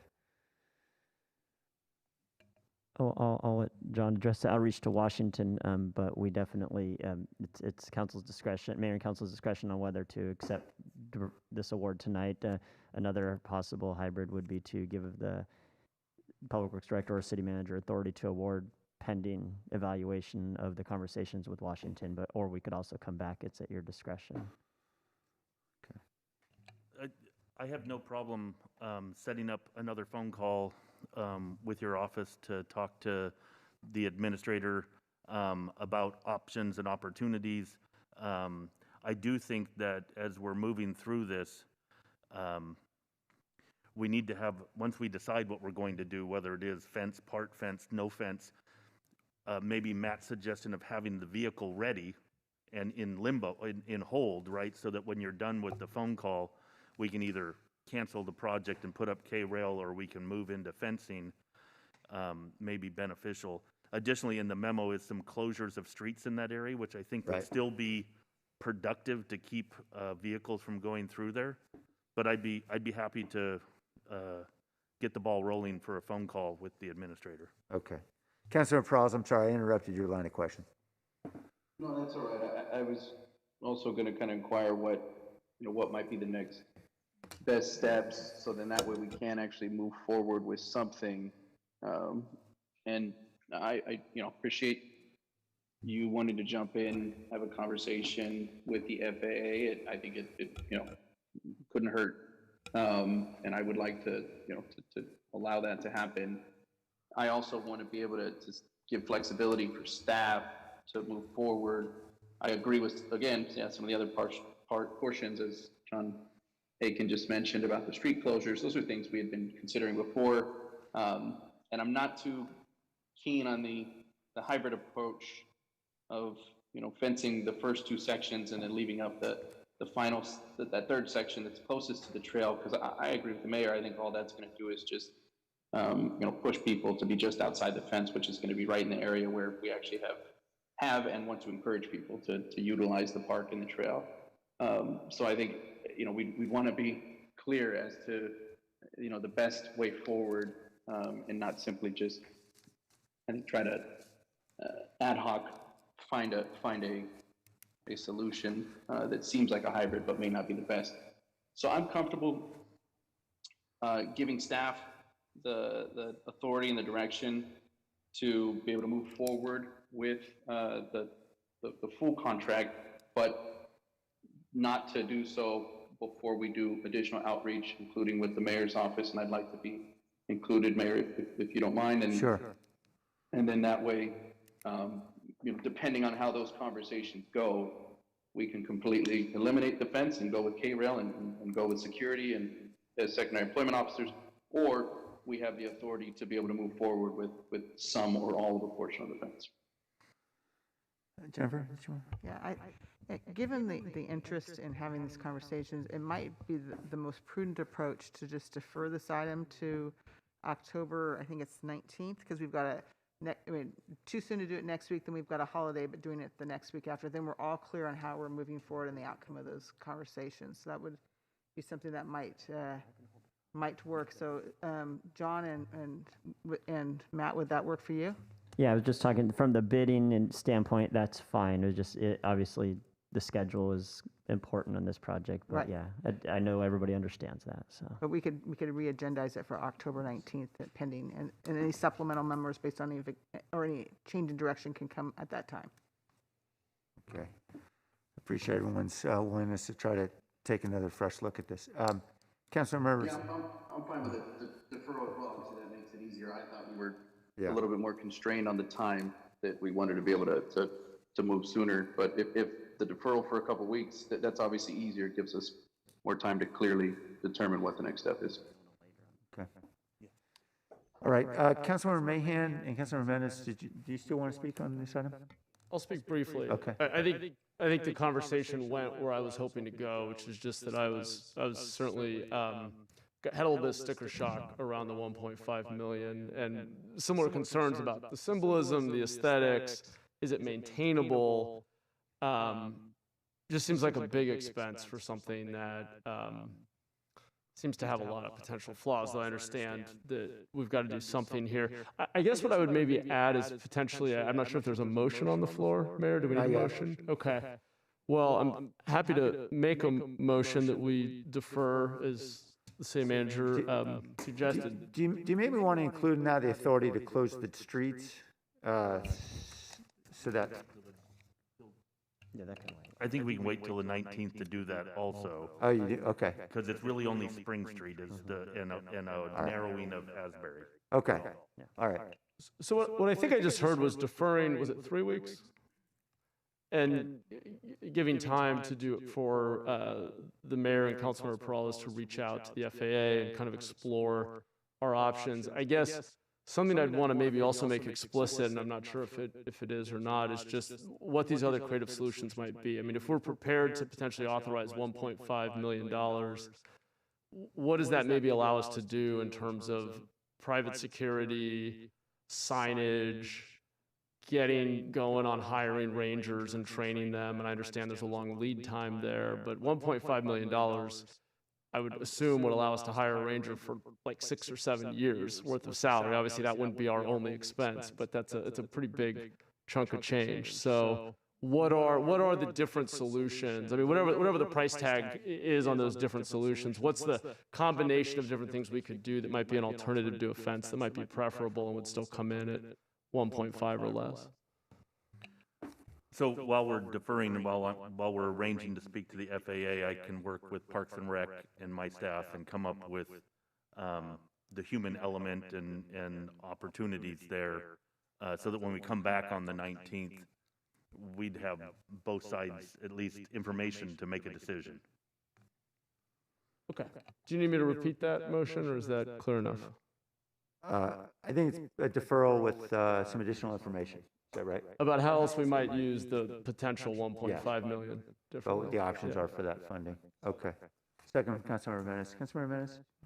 Yeah, I was thinking around the same lines, a deferral. And let me just say from, my district has the rail line going through the district, and Jennifer and I just went out there, and you clearly see some of the fencing that's there up against Union Pacific that's there to, quite frankly, save lives. And that, I imagine, is constructed in such a way to prevent folks from cutting into it, but frequently you see chunks of the fence carved out. And so even if it is a smaller link size, I imagine we're going to have the same type of issue, if not more. And so everything that's been said resonates with me. One question I do have for John Cicerelli, and I'm not sure if, the mayor's point about, looking at park rangers and such, I'm wondering, have we ever explored a cooperative agreement with the county park rangers? To see what they can, if we can sort of work hand in hand with them to address some of this? No, Councilmember, we haven't for this specific issue. I don't actually think that county rangers get too involved in homeless issues. We're all through the city with our rangers. They actually have a larger ranger force, but they're in much more remote areas right around the edges of the city, Quicksilver Park, Santa Teresa. They're out there. Yeah. So I doubt it, but we could ask. I will just point out, just for everybody's knowledge, we've begun abating phase 1 this week. So delays mean in the interim, we're probably going to have to come up with a solution how we keep people out of the area we literally are just abating right now without having the barrier, which was our plan. We may have to accelerate, whether it's hiring security personnel or something like that, and find a funding source. I'm not even sure the funding source that we're talking about, the $1.5 million, that might be capital funds. So you can't really use it to pay for security staff or even police overtime. So that's probably not a source of funding either to do any kind of patrol work. So it does put us in a little bit of quandary because we'd sort of timed these things out. Right, okay. Well, I know, for example, in District 2, we have Hellier Park, which is in the middle of a neighborhood, and I know Coyote Creek runs through there and such. And so I imagine some of the rangers deal with some homelessness issues. So to the extent you think that's viable, I'm just putting it out there as happy an to idea. reach out and see if they want to do it like a secondary unit. Yeah, thing. and I don't know what the restrictions we they can have, ask. We can or even always if they ask. want to, right? Perhaps there's an opportunity, like I said, we own a pile of K-rails. Maybe there's an opportunity for us to, if it's okay with the council, to place that after the abatement, but before the decision's made. It only cost me a forklift and a truck to bring it over, but I can place it there, and at least the RVs and the cars don't reoccupy the space we spent all this time and money and effort to clear. It doesn't just, have them all drive back. So maybe I can, if council's okay with that, I can put up this temporary K-rail boundary to help us not waste the money we're spending on the abatement. And I'd be happy to, well, I don't know if I can ask for a friend. Yeah, making the motion okay with that? Yeah, let's include that in the motion. Yeah, okay. I think that's a good idea. Thank you, John. And the last question I had is relation, obviously, we're talking about the homeless, the houseless population on this location. I'm curious to hear what I know housing has their hands full, but curious to see what that interaction is like and what we're doing to try to get some of these folks housed to the extent that's possible. If there's anything worth mentioning, Jackie.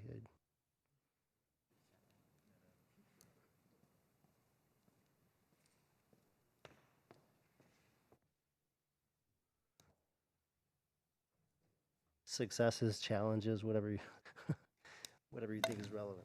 Hi, Jackie Morales Friend from the Housing Department. And so we have a weekly all hands meeting. We are working with nonprofit outreach workers. We're working with the county. We're working with the mobile health and shower people. We're trying to bring all of our resources to bear to try to meet with every single person who's on the site and working to develop an exit plan, an exit strategy. So we were able to reprogram some money that we hadn't used.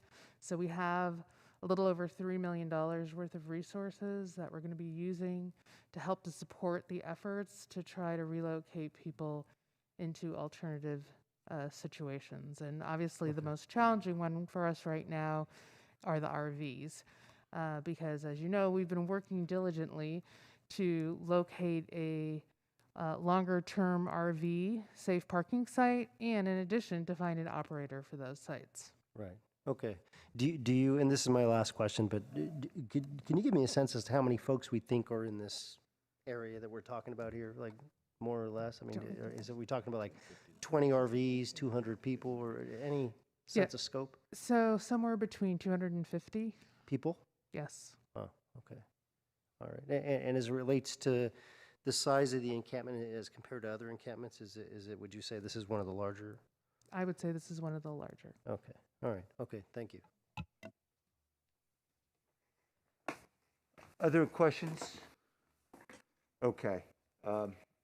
Appreciate everyone's patience on this. I've been texting, so we'll try to get a meeting right away set up with folks in Washington so we can get some more answers. Thanks, John. Yeah, Matt. I did have my hand up again. Oh, I'm sorry. Councilmember Perales. Yeah, my questioning of the timing actually was, hey buddy, my questioning of the timing was actually about what John Cicerelli was just talking about. I think that's why I was a little concerned initially of moving simply to a deferral, especially for 3 weeks, because understanding there's sort of progress underway, it sounds like the K-rail could be a temporary solution. So I appreciate that. I think that obviously that's helpful. Otherwise we're sort of spinning our wheels and we're going to have to repeat some efforts. And so, John, I know John Cicerelli, I know you didn't mention that as I was questioning it before, but you did bring it up now. So what does that look like as far as the 3-week deferral? It would obviously take some time after that if we came back in 3 weeks, made a decision. So it would take a few more weeks after that. What does this look like? And do you think the K-rail is sufficient as we move forward now? I definitely think, as John Aiken said, the K-rail will help keep the vehicles and the RVs out of that space. And in this phase one, that's a particular problem there. Although, frankly, a lot of them are just moving over to the other phases or onto the street. They're not really leaving the area that much, is what we're noticing so far. We'll have to see. In terms of the timing, we can slow down what we're doing. Our timing initially had us doing phase one and phase two by about mid-November to have those completely abated and then fenced in. If we're going to delay now, we would probably not start phase two, but we're knee deep, hip deep, really, in phase one. So I'd hate to stop right in the middle of that after, again, and some of the commenters were right. It is disruptive to the people who live there. We're trying not to be more disruptive than we need to be, but of course we have the issue before us with the FAA, so we're having to react to that and do the work. So I would say it could be likely that what we would do is maybe finish phase one, figure out a way to protect it with maybe K-rail or find some patrols along with that, whether that's private security or something else, and then maybe delay phase two if this drags out much longer till the new year. Because we don't want to be abating in the winter and during the holidays. That was our commitment. So I think if we can't make the timing work for phase two to get it done before Thanksgiving, we'd probably push it out to probably February, March timeframe, which would then push out phase three. Our initial schedule was to have this done by mid-2022 to have all 3 phases abated and cleared. So you're probably looking at, late summer. I don't know. It would depend on how long the delay is, but certainly delaying now. This is definitely a well choreographed process. We knew it was going to be difficult. We put a lot of planning and effort to it. So my thinking is finish phase 1 and pause on phase 2 unless we can get quick movement, which it doesn't sound like we would, honestly. Get quick movement in order to be able to be finished with phase 2 before Thanksgiving. And John Aiken, the question that John Cicerelli had brought up around could we use these dollars for something like security, or would it have to be a capital expense, or could you answer that? Well, it's currently in our budget as a capital item. We'd have to come back at mid-year or as part of the contract award or not award, I guess, to have council approve the money moving from the capital side to the operating side. I'm not a budget expert. Perhaps the city manager might be better at it than me. I hope I am. We can come back, we could do a supplemental to this memo that's coming back on the 19th. We could do it any given Tuesday. We don't need to wait that long and so we can move forward. Okay, so that would not be a problem then. No. Okay, that's good to hear. All right, I think I appreciate that, and obviously there's sensitivity around how we move forward, and clearly if we're pushing up the timeline, that's going to have to be a conversation as well that we'll have to be honest with the FAA. So not only accommodating, maybe a different solution, but also a longer period of time, because I know they were adamant about that as well in regards to the agreement. So just another part of the conversation, Mayor, that we'll have to have. All right, thanks for the comments. All right, thank you. Councilmember Davis? Thank you. Jackie, I heard the comment about this being a very tightly choreographed schedule. When we're abating, how is that working? What is the outreach happening at that site? So it has been happening since it has been happening for a while in terms of having outreach that's been visiting the site, but now we've been doing this more intensive outreach once we had scheduled a time frame on which we knew that the abatement was going to happen. And so we are trying to have daily contact with people, trying to identify where people are, what their needs are, and again, working with the county to figure out where they are in the housing solutions list in terms of the COC list that identifies housing options. And so we're trying to use all the tools in our toolbox to try to figure out an appropriate strategy for each individual. And when we're abating, so I hear everything you're saying. I just want to put a fine point on it. Sure. Each person is being offered a solution. Is that correct? Well, no. So there are people who are not in the RVs, and so those people are being offered an opportunity to move across. And so we're helping to identify like a spot and providing them with an area to ensure that they understand to try to keep this particular area clean. So for people that are, again, not in the RVs, we're able to move them into the other part of the area so that we can give them more time to work on the solution. Understood. And with the RVs, is that not what Lot E is for?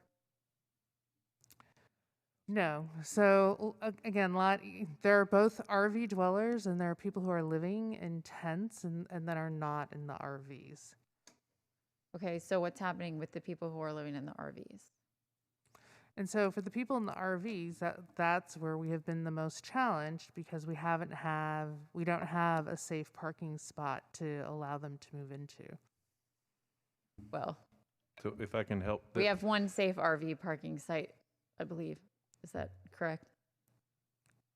It's a limited one in terms of what what our agreement was in terms of locating people. But we've been talking about offering a full service RV location. We are seeing a fair number of the RVs move over into the other phases of the project, particularly phase 3, which is the last phase and the biggest piece of land. And we are seeing the street on the southern edge of this park. It's called Asbury. just lined with RVs and cars. That's where they're moving to. So, and I'm pretty sure they're getting on Spring Street as well. But I'm not certain about that. I haven't seen that result yet, but I think I heard about it. Okay. I guess, I mean, I've been listening this entire time, and it really seems to me that staff has come to us with a good idea. They're doing abatements. They're trying to keep an area clear. I'm actually not interested in delaying this any further. I think we should continue to go forward. John, and Matt, are you thinking that this K-Rail solution, and I'm talking to both Johns, are you thinking that this K-Rail solution in the interim will actually do what you need it to do to keep that area clear? I think the K-Rail will definitely keep the vehicles and RVs out. I think it also builds a line that makes it easier to see that someone's re-encamping in a tent. It makes it more clear that this person now is back on the inside of the K-Rail, and we need to, work with housing and parks to help that person, relocate back out. It makes a dividing line that makes it easier to spot someone moving back in. Okay. I don't know if John has something different. Yeah, I would concur. It will be better than it is now because it will prevent the vehicles. And there's environmental impacts to some of these vehicles. They leak gas or their bio waste or oil that goes straight into the soil. And this is right near an important waterway. But the K-Rail on its own won't stop individuals from just walking in and building something or putting up a tent or things like that. In order to stop that from happening, we would have to put somebody there or a team there actively every day, stopping people or sending them back as they re-encamp. And we're currently moving people from one area of the I want to be clear about site something. to another, right? Yeah, well, we're asking them to keep that area clean, so we do need to staff it anyway. It is a sore site, so we're there. We're there constantly. We were there for 3 weeks ahead of this abatement, talking to all these people in phase one, letting them know what their options were, letting them know that they couldn't be there. I want to be clear, though, we're not moving anybody anywhere. We're just saying you can't be in this space. You can be over in that space for now because we're not abating that right now, but this is the space we're clearing and you can't be here. So I know that's a nuance, but I think it's an important one. Thank you. And just to further clarify, I mean, having people actually move out of this space also helps with the other space because then we can see who's in the current spaces where people are moving into. And what we want to do is just try to keep the overall encampment from continuing to grow larger and larger because we have seen over time how it has really exploded. So by trying to shrink the area of where people can be, it does help in some way to limit the number of people that are going to eventually be there when we have to completely move people off the site. Okay. Thank you. I appreciate that. Jackie, I know you must get this question in different forms a million times, but I want to ask it in this form.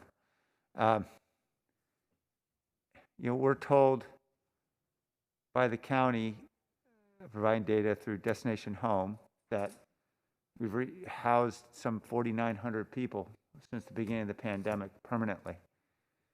And I know we're all under the governance of the almighty COC list, but isn't there any allowance on the COC list when you've got a federal mandate to have to move human beings out of a space that they could get some priority to get rehoused?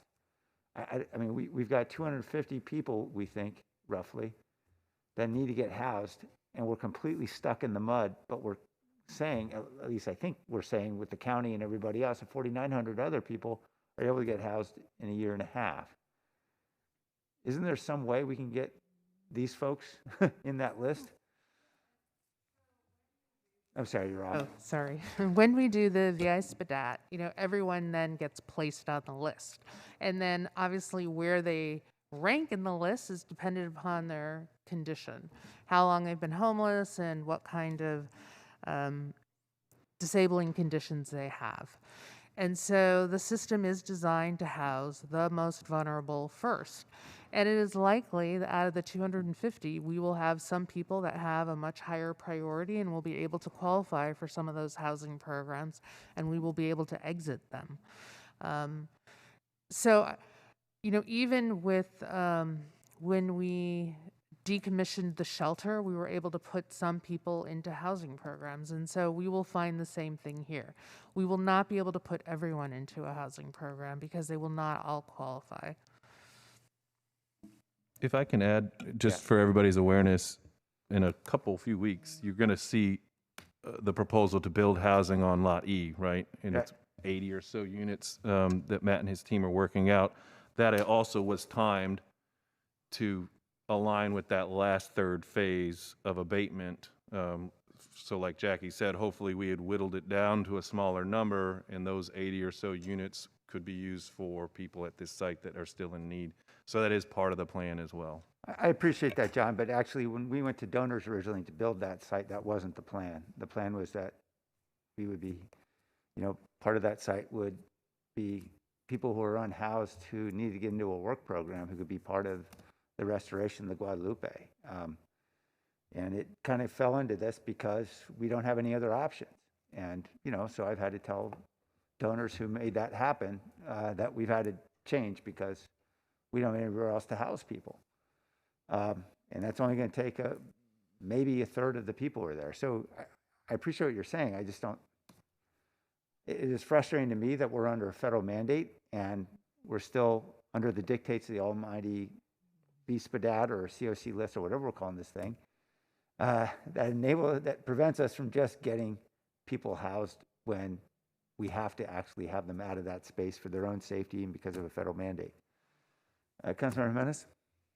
Yeah, thank you. Along those same lines, I imagine, this isn't necessarily a question, but I imagine there's going to be some folks that don't even want to take the VI SPDAT and maybe aren't even going to be in the system that are also among some of the folks that are there, and that presents obviously other challenges. Jackie, I was hoping, I didn't think there's going to be other times and meetings in which we can get into this, but I think it's very relevant here as it relates to the RV safe parking. Can you tell us a little about the timing? I think that RFP already went out. Is it Amigos de Guadalupe that was able to get that we were given the contract to? So the RFP for the safe parking did go out, and we had one respondent. And the respondent does not want to do an RV safe parking. They wanted to do a car safe parking program because there are many more responsibilities that one has to take on when you do a RV park because of the disposal of the waste. So there's many more considerations for the RVs. So we're going to have to release a new RFP. We have talked to the nonprofit community to find out why they didn't respond to the original one, and so we're restructuring it to address their concerns. So one of the concessions we're going to make is the housing department will be responsible for setting up the infrastructure for the RV park, which is what one of their biggest concerns were, with like figuring out how to do the waste and bring in the water and have the fencing and all these other considerations that they did not want to do.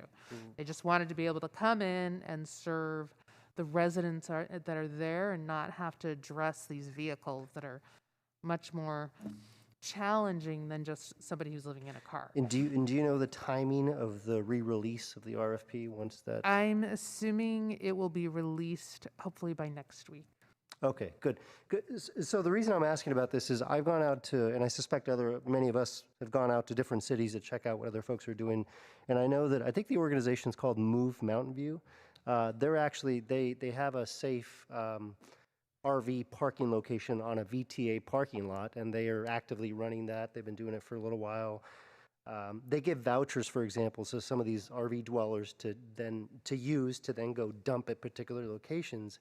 And they've even expressed to me that there's been some ingenuity amongst some of the residents there, and that some of them have started businesses and helping some of the RVs sort of dispose of some of the waste and stuff. So it's created opportunities that didn't exist. And every RV that's on their location needs to be running so they can move out of the site.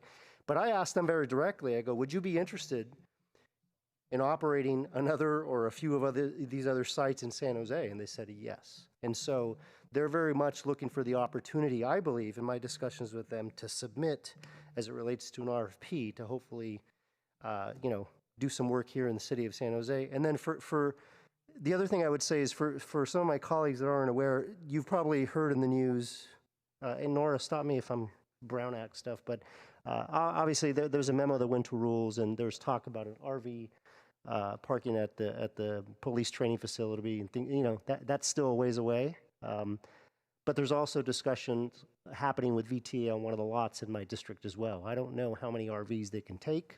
That's a little further down the road, but those are some of the things that we're actively trying to do in my district, and I would encourage each of us to really step up and try to find locations in our respective districts, especially for RVs, because it seems to be a really pent-up demand for that, especially because they're all over the community in addition to this location. And so I think the sooner we can re-release that RFP and really get more interest, I think it'd be good to help us move along some of these issues that we're struggling with today. Yes, and we're expecting that we will get a response to this new RFP. And I'll make sure that we have the Mountain View people on the list. And the other thing I would just end with is the Mountain View, that particular RV safe parking, they actually have a requirement that the RVs be from Mountain View. So they don't accept people from San Jose, for example. And so I think that if we go down this path, it's going to be very important to create these preferences of sorts for the respective districts or respective city to make sure that we're doing everything we can to solve our own problem and not solving another city's problem. So. Okay, we will move forward with a vote here on this motion. Jimenez? Peralez? Yes. Cohen? Aye. Carrasco? Davis? Yes. Esparza? Yes. Arenas? Yes. Foley? Aye. Mahan? Aye. Jones? Aye. Liccardo? Aye. Thank you. All right, thank you. All right, 3.7 is a temporary expansion of business tax financial hardship exemptions. There's no presentation. Move to approve. All right, members of the public. Paul Soto?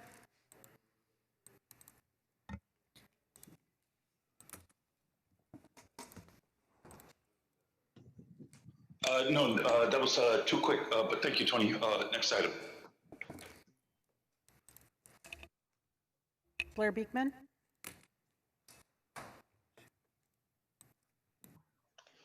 Same. Next item, please. Sorry, but for the trouble. Thank you. Back to council. Councilmember Arenas, did you want to speak on this item? Yes, I did. I wanted to ask about the outreach efforts to the small businesses.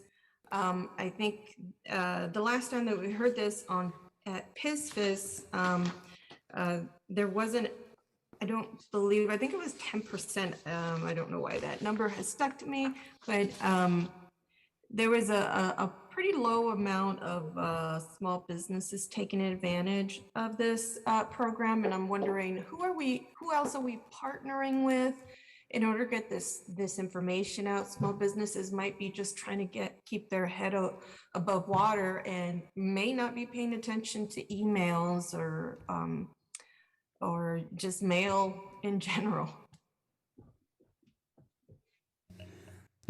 Good evening, Luz Capresi Howe, Assistant Director for Finance for the city. We have been putting information on each renewal invoice. So if they've gotten a little blurb on each of the invoices, we sent over 33,000 emails specifically to businesses that are eligible. We have done outreach in various languages. We have provided counsel with information. So we've done a lot of outreach for this. We will continue to do outreach if we extend this program, if the council takes action to approve. But we have been doing that level of outreach. So every time anybody gets an invoice, they see with their renewal, that they see that this program is available. And how many people have received, because not every business has the same renewal date, correct? Pardon me, would you repeat the question, please? Not everybody has the same renewal date, so it's triggered by a certain due date. Is there a standard due date for everyone, or is it exclusive to each business? It's exclusive to each business, so it's a one-to-one. So everybody has their own renewal date. Whenever they open the business, we renew that same date on an annual basis. So when they get their renewal invoice, that information that the COVID-19 program is available to them is printed on their invoice. So they see it when they're ready to pay. And so you've been doing it since January to September? No, that's actually been since the beginning of the program back last year in October. Oh, in October. Okay, so it's almost a year. So that means that almost 100% of those folks who are renewing their business license may have received this notice or recognize that they received this notice. They probably received it, just didn't recognize it. One of the things that I had mentioned in PISFIS was hoping to have maybe leveraging some of the work that's being done with small businesses over in OED, so that way whoever is asking for assistance on that end is also getting some of this information. Is that something that you're doing? Yeah, we will be working with OED to provide information at any of the programs that they also provide to the small business community. So we'll be giving them information that they can also distribute to the population that they're working with. Perfect. And I'm guessing that you're already reaching out to some of the small business associations that are maybe ethnic based or immigrant based. Is that something that you're doing already? I'm not sure whether we've done that before, but I can certainly, we can do that with this iteration if council chooses to take this action tonight. Yes, and one of the things that we recognize here in the city is that the majority of the small businesses are immigrants, and they employ quite a number of folks and contribute to our local economy here. So it would be wonderful to have some of this information provided through some of those associations or some of those groups that have been supporting some of the small businesses during this very difficult time. So I'd like to, is there a motion on the floor? I believe so. Yes. Okay. Well, I guess it doesn't matter if it's in the motion or not. It would be wonderful to receive this information and maybe get an update during the PISFIS meetings. Thank you. Okay. Councilmember Foley?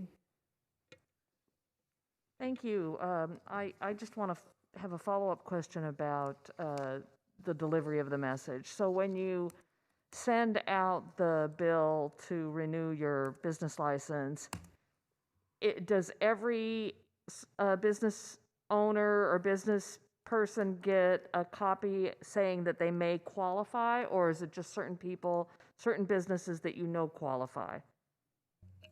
No, my understanding is that it's on every single invoice. Okay, so whether you qualify when or I not, open the bill, it'll say. Yeah. Okay. Thank you. Okay. There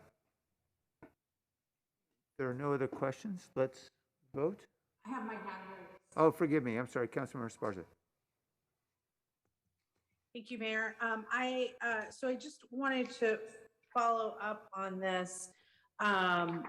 So my understanding is the outreach is being done in multiple languages, either on the phone and also in outreach materials that will be provided to our offices as well as OED. Is that correct?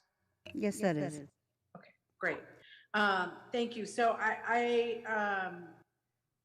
obviously I'm supporting the motion. I think this is really important.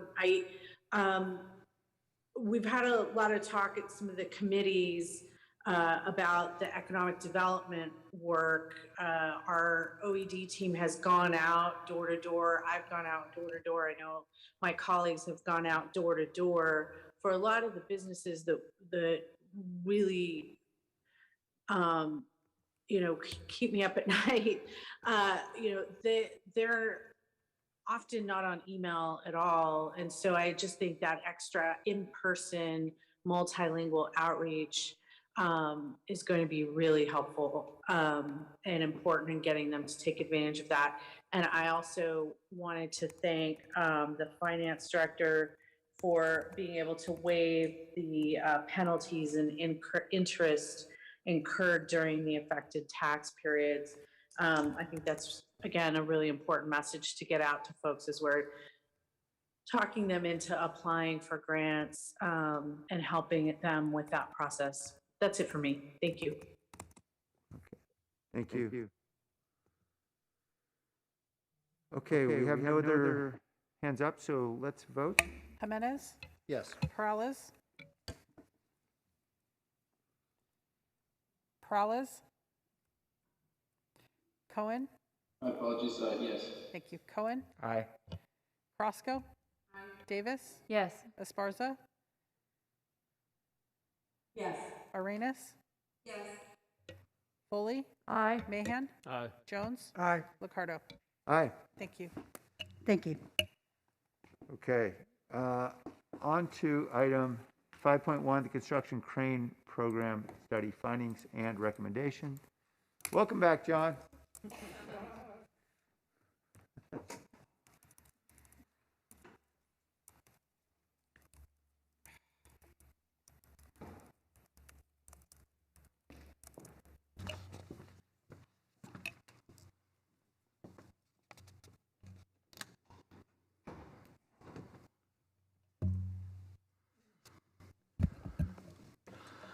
Mr. Mayor, Council, John Aiken, Director of Aviation, and with me today is Deputy Director of Planning and Development, Drew Niemeyer. I've got a short presentation. I'll try and keep it brief.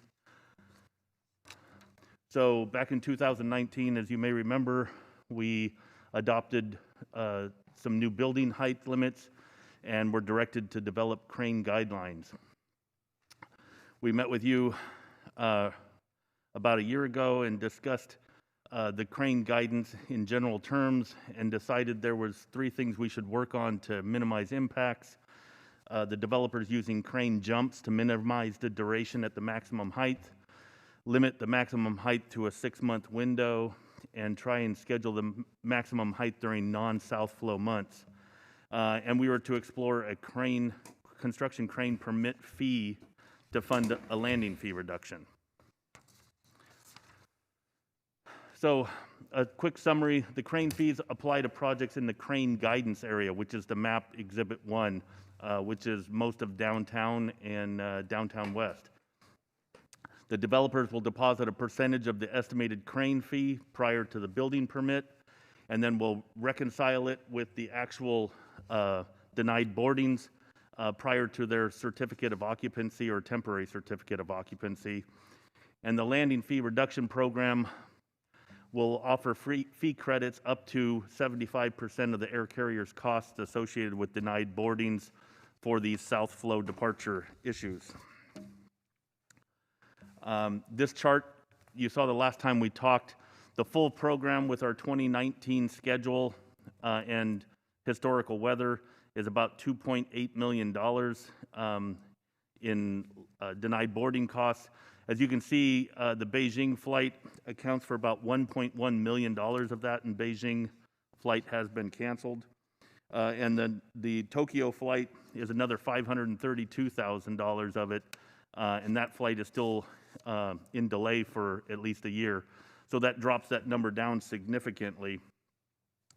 So what we came up with was we laid it out for the full schedule. The full schedule, no international, the full schedule, no Beijing, and the having only London as our international flight. That's the highlighted option 3. We took those fees and divided it by winter and summer, came up with those monthly numbers.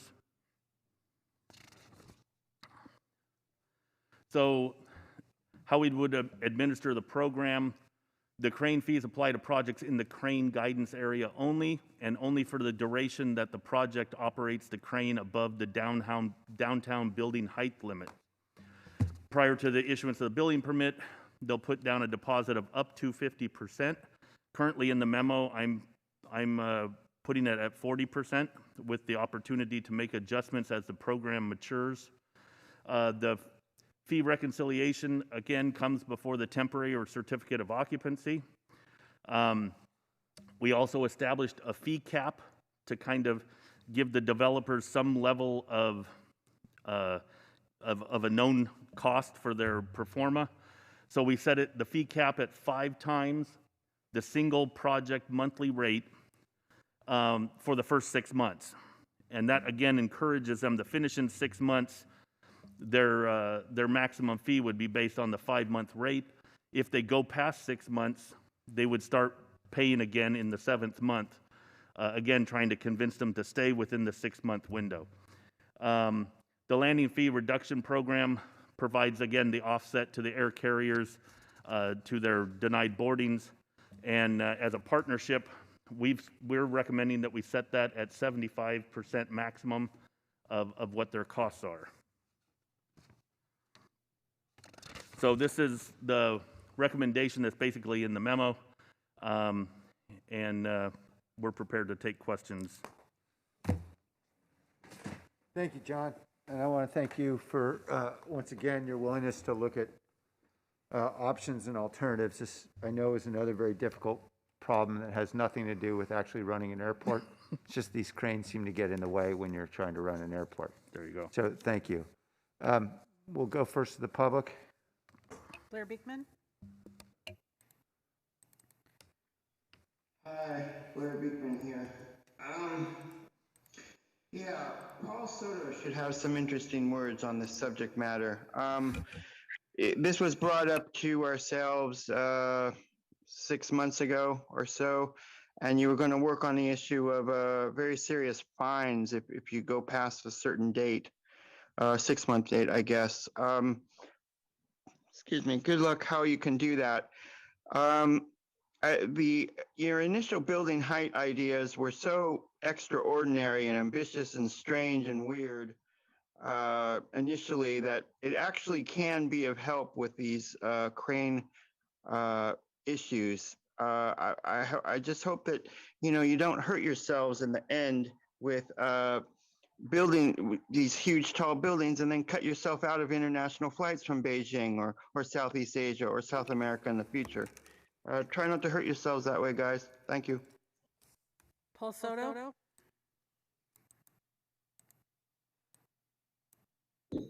I'm seeing Paul Soto from Horseshoe. I'm seeing a bit of a pattern here, like the Chinese exclusionary thing. This guy mentioning flight from Beijing. Yeah, okay, now I get it.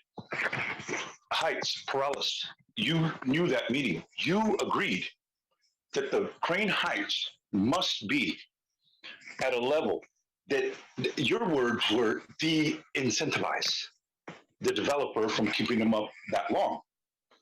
And we all agreed. And so now I'd like to know what your position is going to be on that. Are you going to backpedal? And then I got to bring that video back up? Or are you going to go ahead and put that in? And what I'm requesting, I want $100,000 a day beyond 6 months. $100,000, that will give them an incentive. God, yes, you are absolutely right. I want $100,000 above 6-month threshold, and that's it. Yastuvo, you ain't got no more. Okay, I want that money. Or get the project.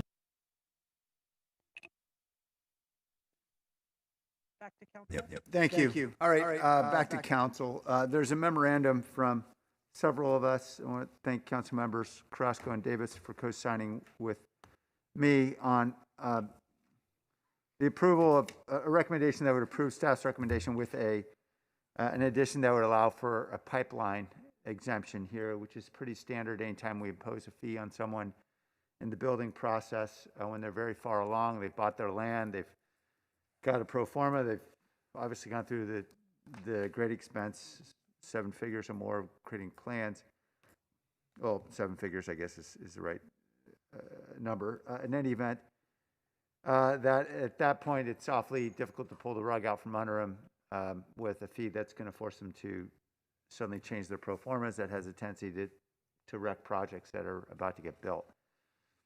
I know we've received a letter, I think, from John DiNapoli's firm asking to refashion this as a 12-month straight exemption rather than a 6-month after the permit exemption. I think it's roughly, give or take a month, probably about the same duration. I am ambivalent. I'm perfectly happy to say it's 12 months and then you're out. So if we don't get you a permit in time, that's not our problem. You still got to build in 12 months. I'd be perfectly fine with that approach if that's simpler and more straightforward. I just do believe that there ought to be a basic exemption when a project is clearly in the pipeline and ready to get built. And that's certainly how we did it with inclusionary fees. I know we did that with impact fees. So I think it would be appropriate here. I understand, obviously, there are concerns about operating at the airport, but I'd like to believe we can work through those. So that's the memorandum that's before us. Let's go to Councilmember Davis. Thank you, Mayor. I'm also concerned about the letter that we got. I would very much like to exempt everyone who's got their pro formas locked in, because I'm really concerned about the amount of building that we're likely to have, and I want people to go as high as they can, because we get more units that way when they're building housing, and we get more tax revenue that way when they're building commercial. So I wanted to move our memo, but I'm wondering if we can move the memo with kind of an either or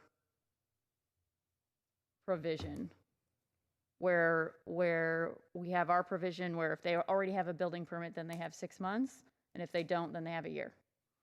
Okay, I'll support that. I'd support either option or both. That's fine, as long as it's a clear pipeline, everybody knows what they get. I guess maybe it would be helpful to ask Chris or Rosalind what exactly they have to get done in a year. That would probably be important to include in our motion so that we have something that's very clear and ironclad.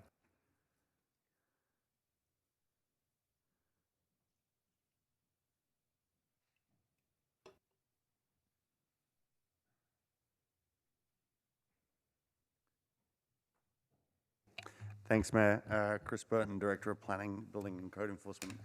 I'm sorry, could you repeat the question for me just to clarify? Just so I understand. If we were to define the pipeline as 1 year to get the building underway, construction underway, what exactly is the formal indicator that they have, that we would agree is objective, that they would have to have started doing? They have to... That construction's underway. Yes. So I think in the discussions at looking at this, we were considering issuance of either a foundation or, a permit for the full building or structure as the sort of issuance. As far as determining underway, it's undertaking work that conforms with that permit, if that's the trigger, as opposed to Does that mean utility relocation? And so does that include utility? Not including grading, utility relocation, not including demolition. That's not construction. Right. We'd be talking about foundation and sort of vertical construction. Okay. Okay. So I'll make that my motion. Okay. That's the motion, and the second from Councilmember Jimenez. Councilmember Perales? Yeah, thank you, Mayor. And as you're aware, obviously I was in the Brown Act with you, and I had some concerns with this, and it's not necessarily on, I think, projects. I recognize projects that are in the pipeline that did not bake this into their pro forma do have a valid concern. But my concern is actually not necessarily in relation to projects that may be able to get up off the ground quickly. It's projects that get stuck with a crane up in the air for a long time. And we have that example in our downtown with the Silvery Towers project that literally has just taken years. And it's the only project we've seen in our history that could be this long overdue. And the crane needed to be up for that project for an extended period of time beyond what we would have expected. And so I know this specific concern, I had a conversation with John Aiken about regarding that would be what we would want to try to disincentivize, would be projects that not only can break ground right away, but it's about finishing them. It's about getting that crane up and then down in the shortest amount of time possible. And that's my concern, is that even if with these projects in the pipeline, if we can say, hey, you've got a particular amount of time to break ground, there's still no incentive for them to move at a pace where they're going to get that crane out of the way if indeed they run into some snags. So that's my main concern, and why I didn't want to simply just leave that open. I wanted to hear, John Aiken, what your thoughts are in that regard, and then maybe as well from Chris on what projects would we be talking about. I think the mayor suggested maybe 4 projects that would potentially be we'd be talking about here. If you could just speak to some of the realities with that. So this is John Aiken from the airport. I think this is, you bring up a great opportunity if we were able to put that in with the discussion that pipeline projects are exempt, but they still, at the end of their project, they have to perform when the cranes are up in the air, and that maybe they only, like the intent of this, get 6 months of no fees, and then if they'd start dragging on, they pay for the 7th month and the 8th month and the, however long, so we don't end up with what Councilmember referred to as the Silvery Tower project, where it just goes on forever and ever. I think that would be a balance to still get that encouragement to get up and get down, and their performer would work if they just did that.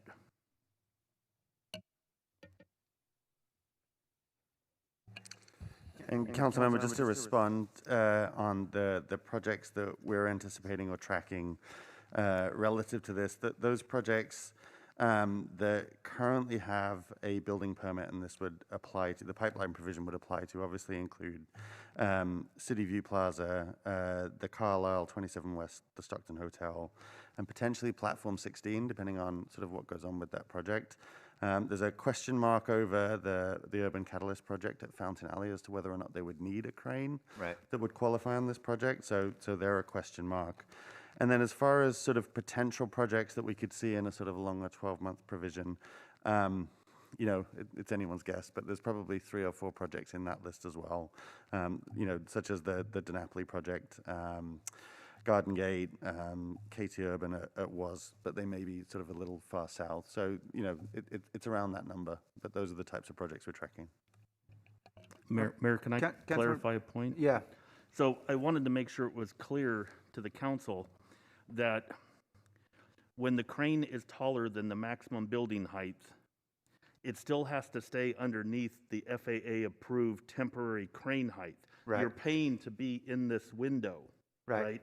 In between. There are developers that still want to go above the FAA number. It doesn't matter that you pay into this fund. You don't get to go taller. You Agreed. still have to be in this window. And I just wanted all the council members to understand it's not paying into the fund to have a 900-foot crane. You still have to operate in this gap. Right. So just Thank wanted you. to clarify that. This is not the Tower of Babel fee. Okay. We got it. Thank you, John. Councilmember Perales, I know Councilmember Davis was nodding her head. I think she may want to respond in some way, in terms of potentially modifying the motion. Would that be helpful? Sure. I didn't make any requests in the moment. I was thinking of some, but I'm happy to hear her thought, and then I'll come back. Well, would you like to make one, Councilmember Perales, or I can throw one out there?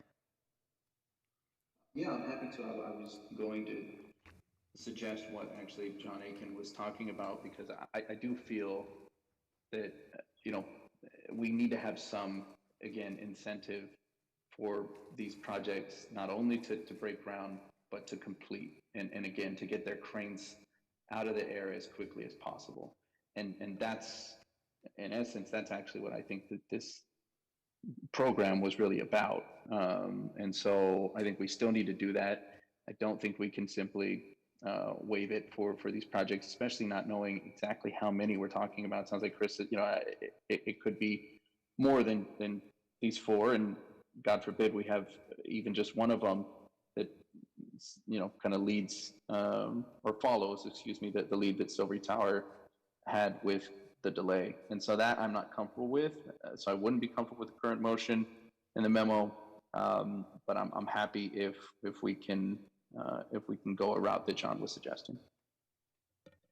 Yes, I'm happy to make that amendment. Okay, so to be clear, the motion now is, as Councilmember Davis has articulated, the exemptions available if you're either under construction in a year or you have already received a permit and within 6 months, whatever we said in the memo. and it's only If they begin construction within 6 months of permit issuance. Yes. Okay, so it's within 6 months of permit issuance or 12 months of today. And then they can keep the crane in the air above the height for 6 months. Right, for 6 months, they can penetrate the relevant airspace up to the maximum limit. And starting in the 7th month, they would pay into the fund. Yes, they would pay in the 7th month. Okay, so that's the motion, just to clarify. I hope I I'm haven't okay with confused everybody with my attempt to clarify. Whew, all right. Was there a second? There was. Councilmember Jimenez, are you okay with that? Yeah, I'm okay with that. Okay, that's it for me. Thank you for that. Okay. Councilmember Cohen? Yeah, just a clarifying question. So the purpose of this fund is that during this time, there will be potential times that airlines will have to be compensated for having to offload passengers or other weight. For these exemptions, that will still have to happen potentially, that airlines would have to be compensated? So my opinion that if the fund is not active, if we do not have a developer who is paid into the fund, then we would not offer the landing fee adjustment to the airlines. The way this is structured in the ordinance, this is a reimbursement for city costs or losses. So if I don't have costs or losses, they don't pay. And in reverse, if they didn't pay, I shouldn't incur costs or losses. So the airline would be the person who incur the loses loss if there's nobody in the program. I see. So the airline would incur the loss, and it's the risk to them for flying into San Jose during this period because of these exempted projects that we'd be setting up during this period of time. The exempted projects make it difficult. The airlines are very appreciative of this program that the city is starting here. They feel it really values their partnership and their air service. I think if we had a rational plan to share with them that says, you can't just start tomorrow morning, so here's our plan, and starting at this date, you would start getting this compensation, I think they'd be understanding that you can't just turn on a switch and make developers start paying. Okay, so they'll be understanding of the fact that there will be potential losses for them during some period of time of the next year to 18 months. That's correct. Okay. All right. Thank you. That's my opinion. All right. Thank you.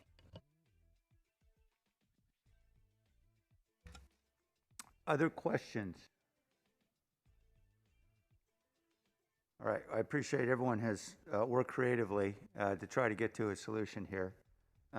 And I think this is a pretty good one. I'm not sure. John, does any other city have a program like this where we actually help to compensate airlines? To my knowledge, none in the U.S. There is an airport in the UK, and there may be more in Europe, but in the US, I believe we're breaking new ground in partnership with our airlines. Okay, well, John, I appreciate your work on that in that regard. No one can say we don't love our airlines. We're doing our best, but we also have to build a city. So hopefully we can do both. All right, let's vote. Jimenez, Yes. Peralez, Yes. Cohen, Aye. Carrasco. Aye. Davis. Yes. Esparza, Yes. Arenas, Yes. Foley, Aye. Mahan, Aye. Jones. Aye. Liccardo. Aye. Thank you. All right, that's unanimous. Thanks, John and team. All right, item 8.1 is appropriation of year one award for permanent local housing allocation program funding from the California Department of Housing and Community Development. Jackie is here. I don't believe there's a presentation, however. Motion to approve. There's multiple motions. I'll take Councilmember Jimenez with the motion, Councilmember Arenas with the second. Do we have comments from the public? Tony's shaking her head. Yes. Paul Soto.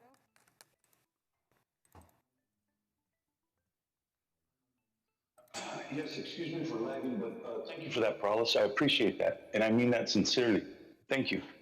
But there wasn't a dollar amount on that, and so I asked and requested for $100,000 per day, and so I would like it explicitly stated on the record what the dollar amount is going to be.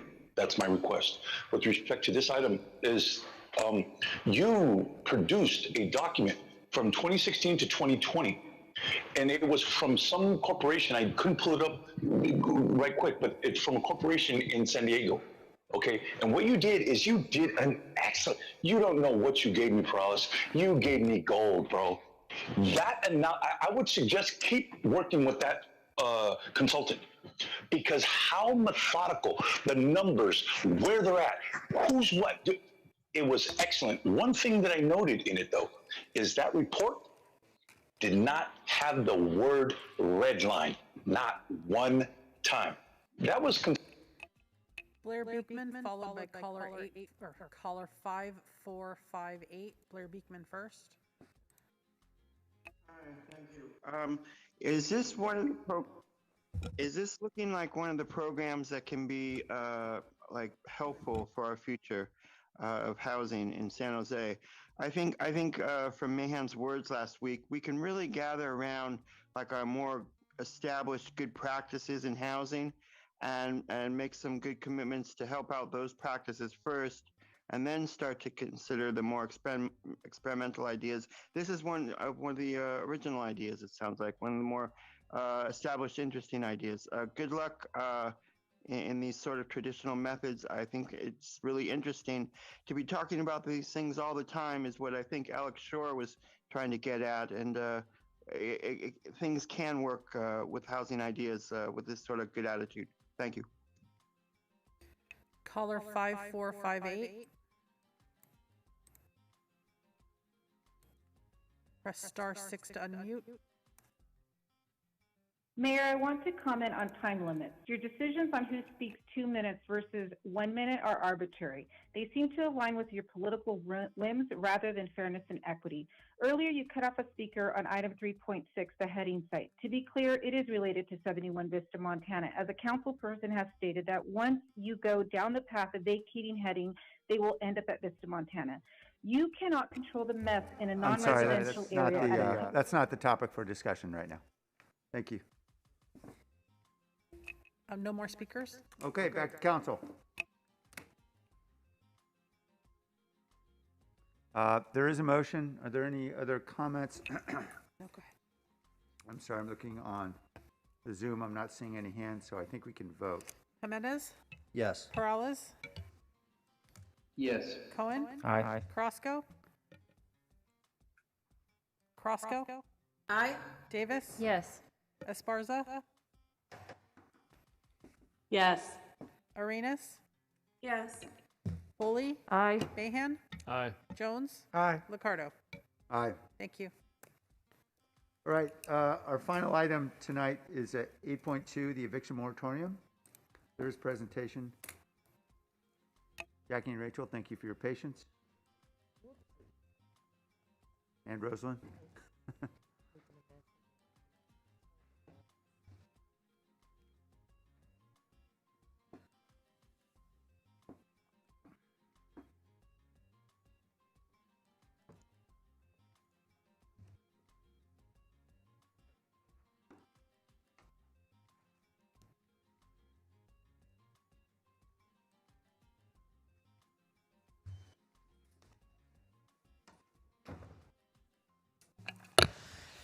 Good evening. I'm Jackie Morales' friend. I'm the housing director. I have Rachel Vanderbeem here with me, who's the deputy director of the housing department, and Chris Alexander, who's the deputy city attorney, who's on the line, is my understanding.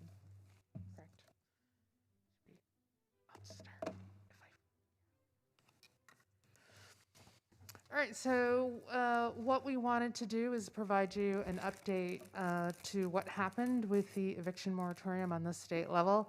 As I stated earlier today, the moratorium is ending on September 30th, and it does include a local preemption clause, basically saying that we could not pass any additional legislation until April 1st, 2022, when it comes to evictions due to failure to pay rent.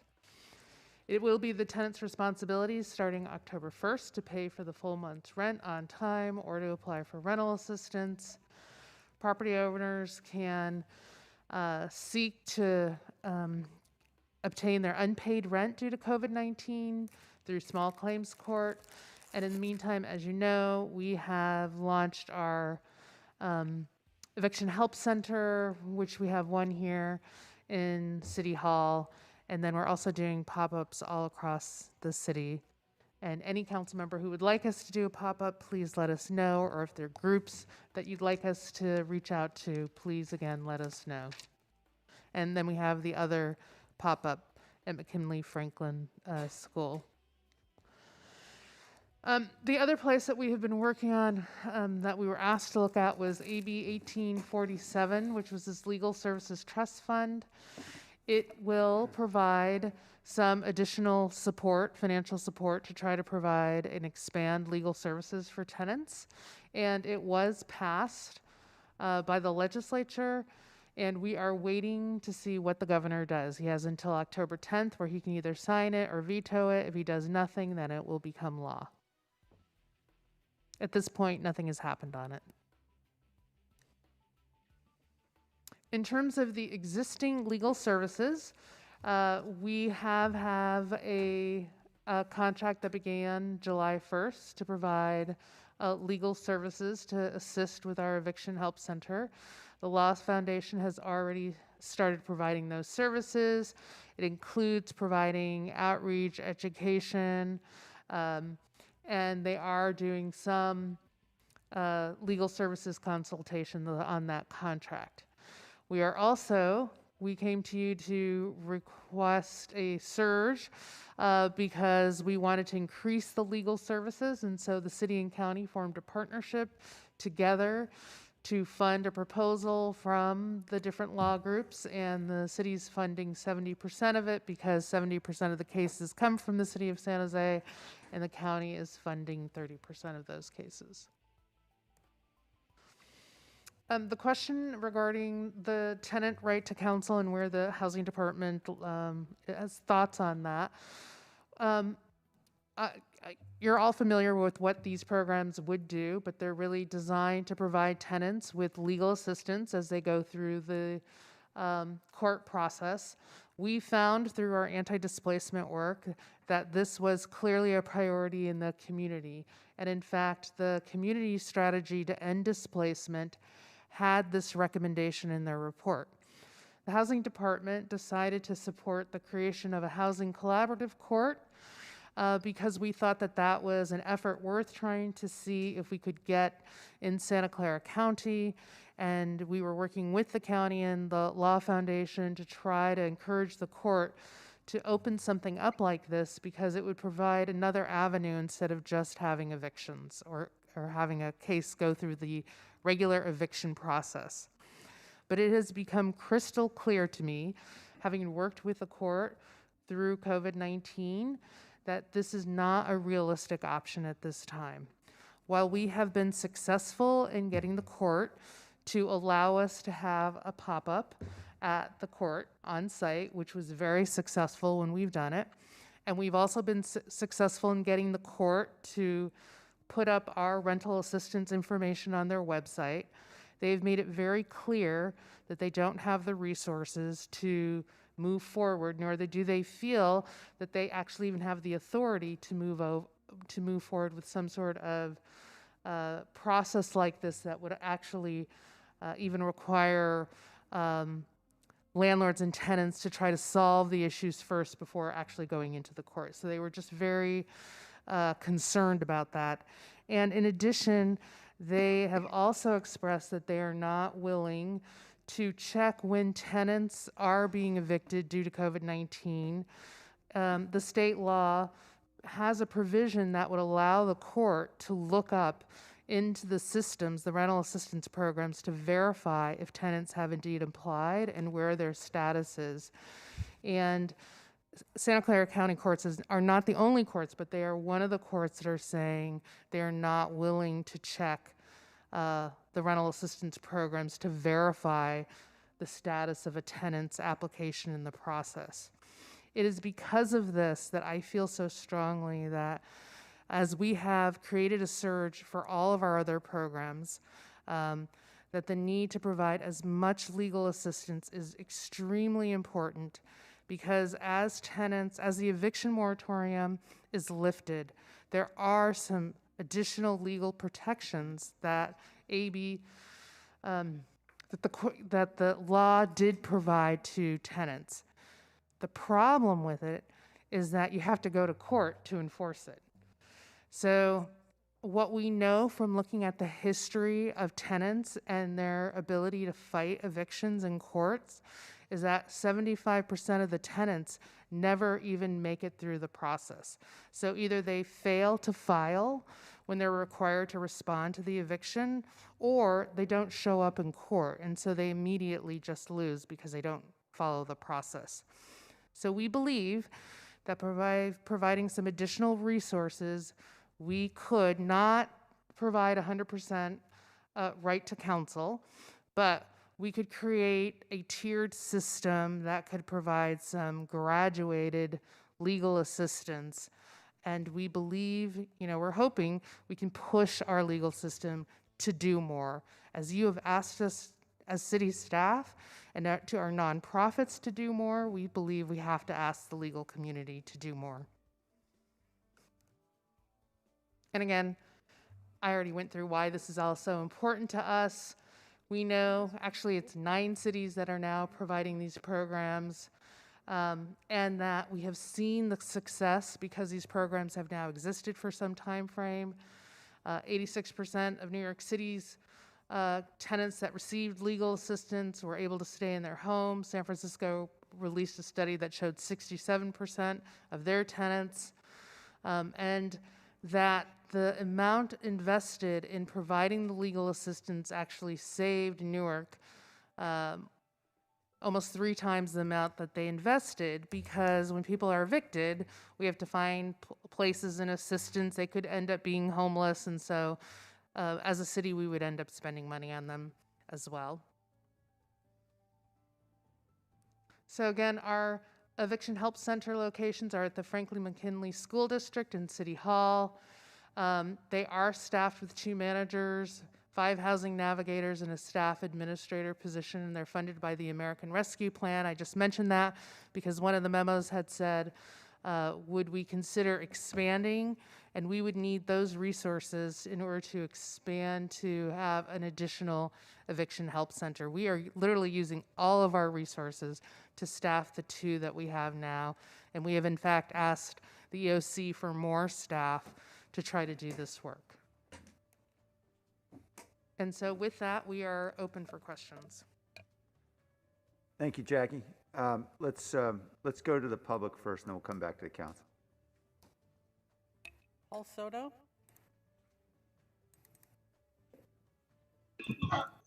Yeah, Paul Soto from the Horseshoe. The only thing I gotta say about this is that you knew. I've warned you for the past year and a half about this tsunami. And even Ricardo, every once in a while, he would signal to it too, because he was aware of it as well. My question to this council is that where was your responsibility to the constituents that are going to suffer when you knew that this was going to come down to the wire? I can't even, it's hard for me to articulate to grown adults how irresponsible, how completely apathetic, and how indifferent every single one of you have been to the needs of the people that you beg for a vote. They're going to be the same ones on the street. And you know what? They're also going to be the same ones right there in St. James Park. Right there in St. James Park. Mark my words, man. You do that with some Chicanos, we're talking I currently have 12 hands up. I have Gabriel, followed by Peter Ortiz. Good evening, Mayor and Council. My name is Gabriel Manrique, community organizer with Luna. It is critical to protect tenants who are at risk of eviction and displacement once the state eviction moratorium expires on September 30th. We would like to support recommendations from Council members Perales, Arena, and Cohen's memo directing staff to create a work plan for a right to counsel in eviction cases for low-income tenants. The right to counsel program will protect our most vulnerable communities facing evictions. We urge the council to approve a work plan for right to counsel to support tenants in the courtroom. Thank you. Peter Ortiz, followed by Michael Trujillo. Hello, Honorable Mayor and City Council. My name is Peter Ortiz. I'm a District 5 community leader. I'm calling in support of the many renters in East San Jose and the vital work that must be done post-eviction moratorium in order to provide a line of defense for our tenants who are at risk of displacement. I'm calling in support of the recommendations put forth by Councilmember Arenas that direct staff to establish a work plan for the Right to Counsel program in eviction cases for low-income tenants. Right to Counsel programs can successfully prevent the displacement of low-income tenants of color. These are the tenants who were our essential workers that worked tirelessly to keep our city safe, fed, and healthy throughout the pandemic.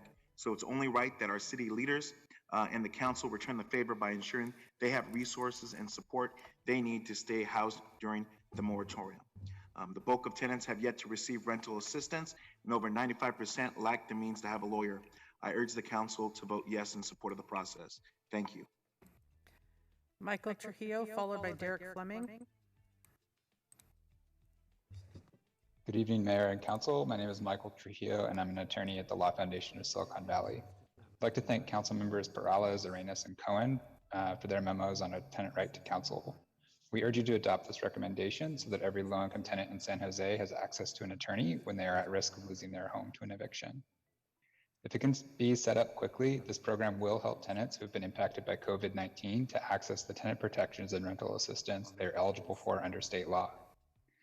Beyond the pandemic, a right to counsel program is needed to address a persistent power imbalance in eviction court where fewer than 5% of tenants are represented while nearly every landlord is represented.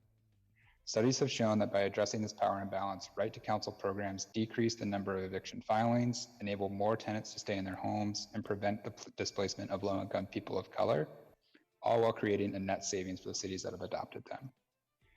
Thank you for your leadership in keeping families housed during the pandemic and for considering a right to counsel program to support an equitable COVID. Derek Fleming, followed by Anil Babar.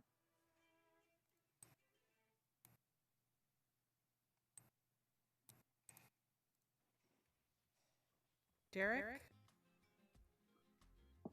Yeah, I'm not representing any group. I'm just a citizen watching this, and I'm saying if we can't help unhoused people now, may God help us all.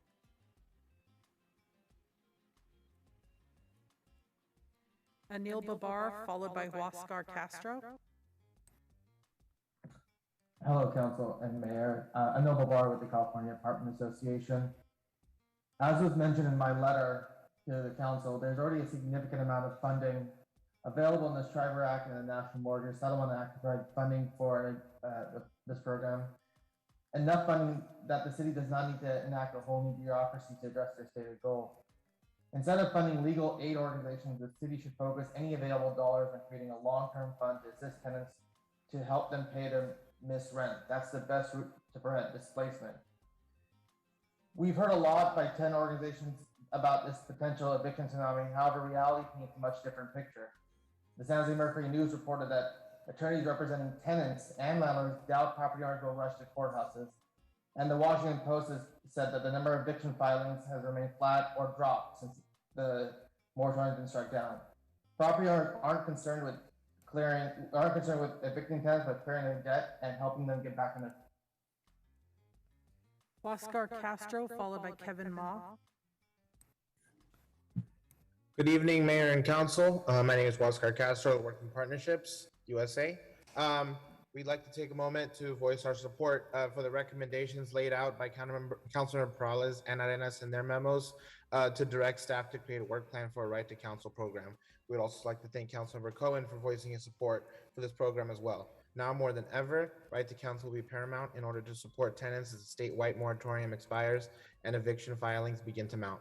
Throughout this pandemic, we have seen tenants put in extremely vulnerable positions with rental assistance programs struggling to get funds to tenants in need. Many renters continue to incur rental debt. There's an expectation that eviction filings will increase at an alarming rate post September 30th. We urge council to make the recommendation to approve the recommendations laid out by Councilmember Perales and Arenas in their memo in order to begin the process of implementing a right to counsel here in San Jose. Thank you very much for the opportunity to provide comment. Kevin Ma, followed by Emily Ramos. Evening, City Council. My name is Kevin Ma with the Affordable Housing Network. I'd like to thank all the council members who have submitted their memos to improve the tenant's experience in eviction cases. As we know, there is a major power imbalance because the landlord has the power of housing over your head, and homelessness is something that abounds in this community, unfortunately. That is a reason why we should be supporting all efforts to encourage people to stay at their home, and that means providing a fair legal balance in the legal system by providing them with the lawyers that they currently lack. As you heard of all the disparities in the percentage of who gets a lawyer, inherently that just makes our eviction court a kangaroo court, because you basically go in and you're almost guaranteed to be evicted, especially by a court that does not have the resources to hold their side of the bargain in ensuring that people are applying for rental assistance. As such, the city must provide people with the resources if other government agencies fail on their side. Thank you. Emily Ann Ramos, followed by Catherine Hedges. Can you hear me? Yes. Wonderful. Hi, my name is Emily Ann Ramos. I'm with Silicon Valley at Home as a Preservation and Protection Associate. We are here to support the memo from Council Members Perales and Arenas.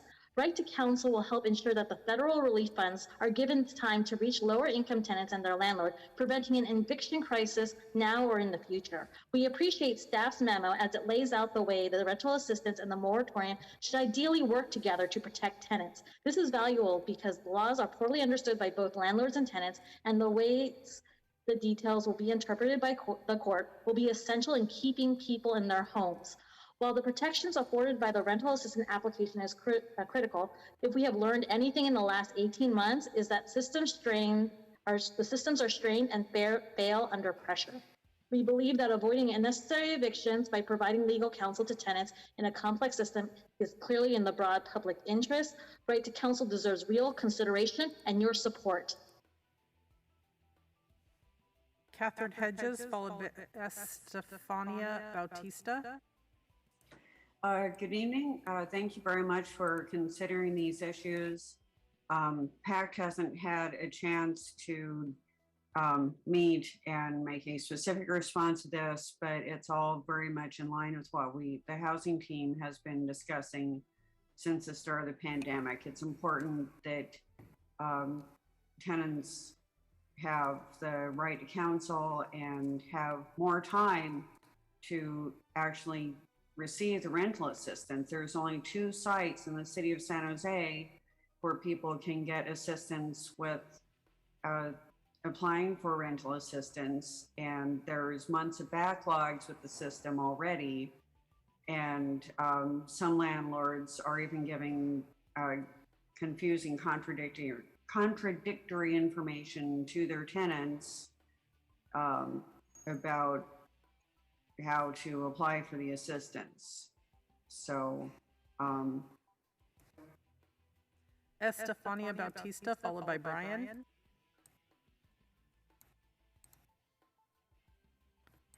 Hello, good evening, Mayor and Council. My name is Estefania Bautista, representing Sacred Heart Housing Action Committee. I would like to provide comment on the eviction moratorium and critical solutions that must move forward in order to protect tenants who are at risk of eviction and displacement. We don't know how much worse it can get after this month. Last year, specifically in Santa Clara County, we already saw a high rate of evictions take place during the pandemic, more than any other county in the Bay Area.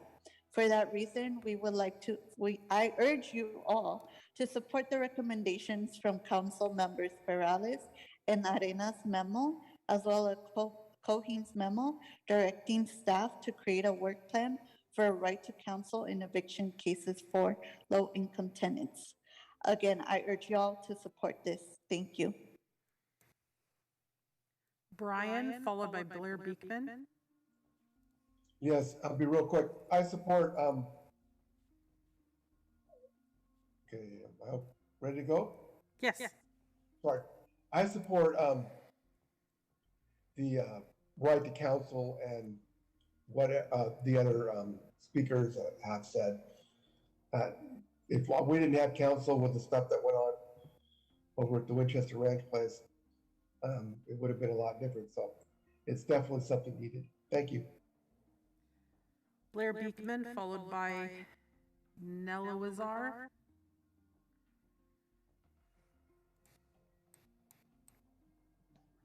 Hi, Blair Beekman here. So the big showdown is now April 1st, 2022, that local areas will possibly have to fight hard to continue to extend eviction moratorium ideas. A simple reminder, no one at the local level should have to be held responsible to ideas of debt burden in the possible man-made creation of a global pandemic. What about the November 1st, 2021 date? Can owners begin to sue? Can that now be put off until April 1st? And where are our local government, can our local government then work to try to kick the can of sue down the road and hopefully out of existence, and by giving owners incentives to not have to sue?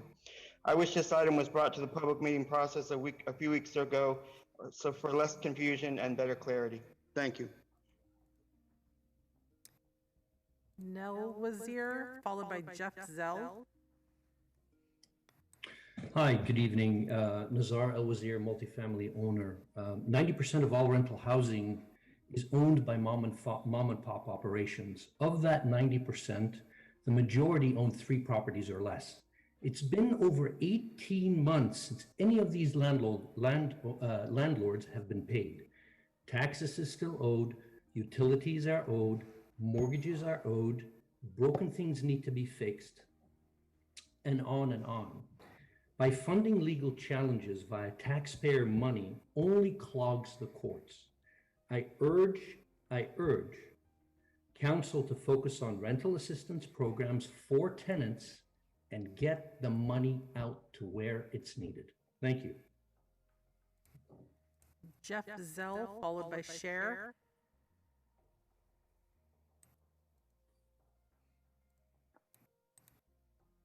Hi, Council. My point is basically it's 2 points really. It's this right to counsel. It's great. It's a very magnanimous idea. The reality of it is there's only 2 things that prevent eviction for non-payment of rent. One is vacating the unit. The other is paying the rent. It's great you want to provide counsel. Counsel cannot prevent an eviction from being successful in any legal sense based on the California Constitution. So my recommendation, you take this, you put it into a housing fund, you pay rent. That's the only way to prevent these people from being evicted. Thank you. Cher, followed by Rebecca. Hi, this is Cheryl. Yeah, what I'd like to say is whoever doesn't pay their rent on October 1st, it's the same people who have not been paying their rent for some period of time over the past year and a half.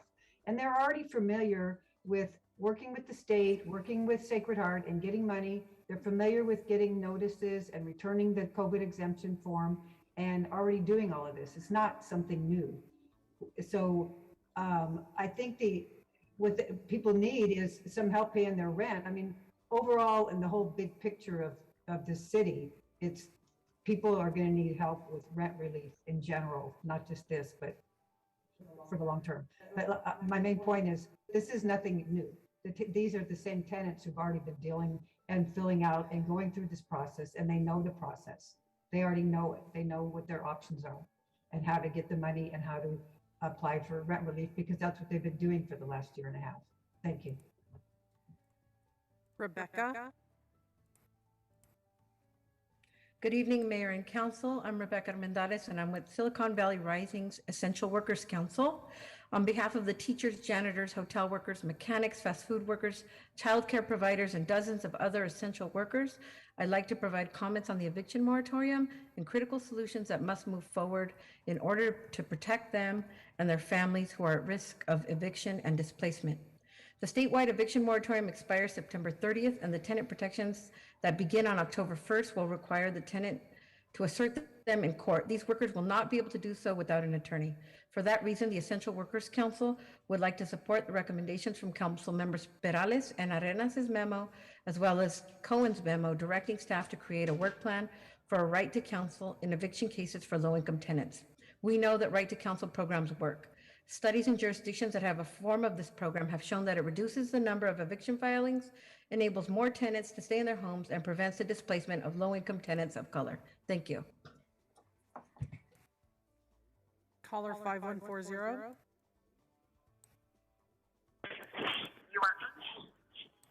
I thought there was all kinds of money from federal, state, city, county.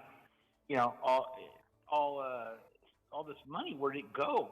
Why aren't the landlords being paid? Why aren't the tenants getting the money to pay the landlords?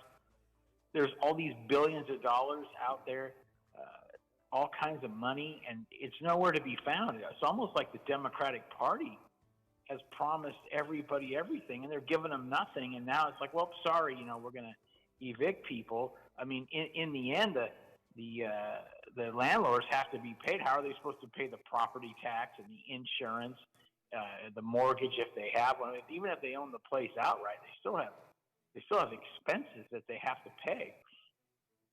I don't think it's fair to them, and it's not fair to promise the tenant, oh, hey, you know, you're going to be able to not have to pay your rent for a year and a half, and oh, we're going to try to extend it. You guys are giving a lot of false promises, and it. That was the final speaker. Okay. Thank you very much. Jackie, thank you for the presentation. I want to apologize for jumping in here with some questions, but I just want to clarify. If we had the consent of the judges, what exactly would we want to create? Would it be some kind of ADR program, alternative dispute resolution, or?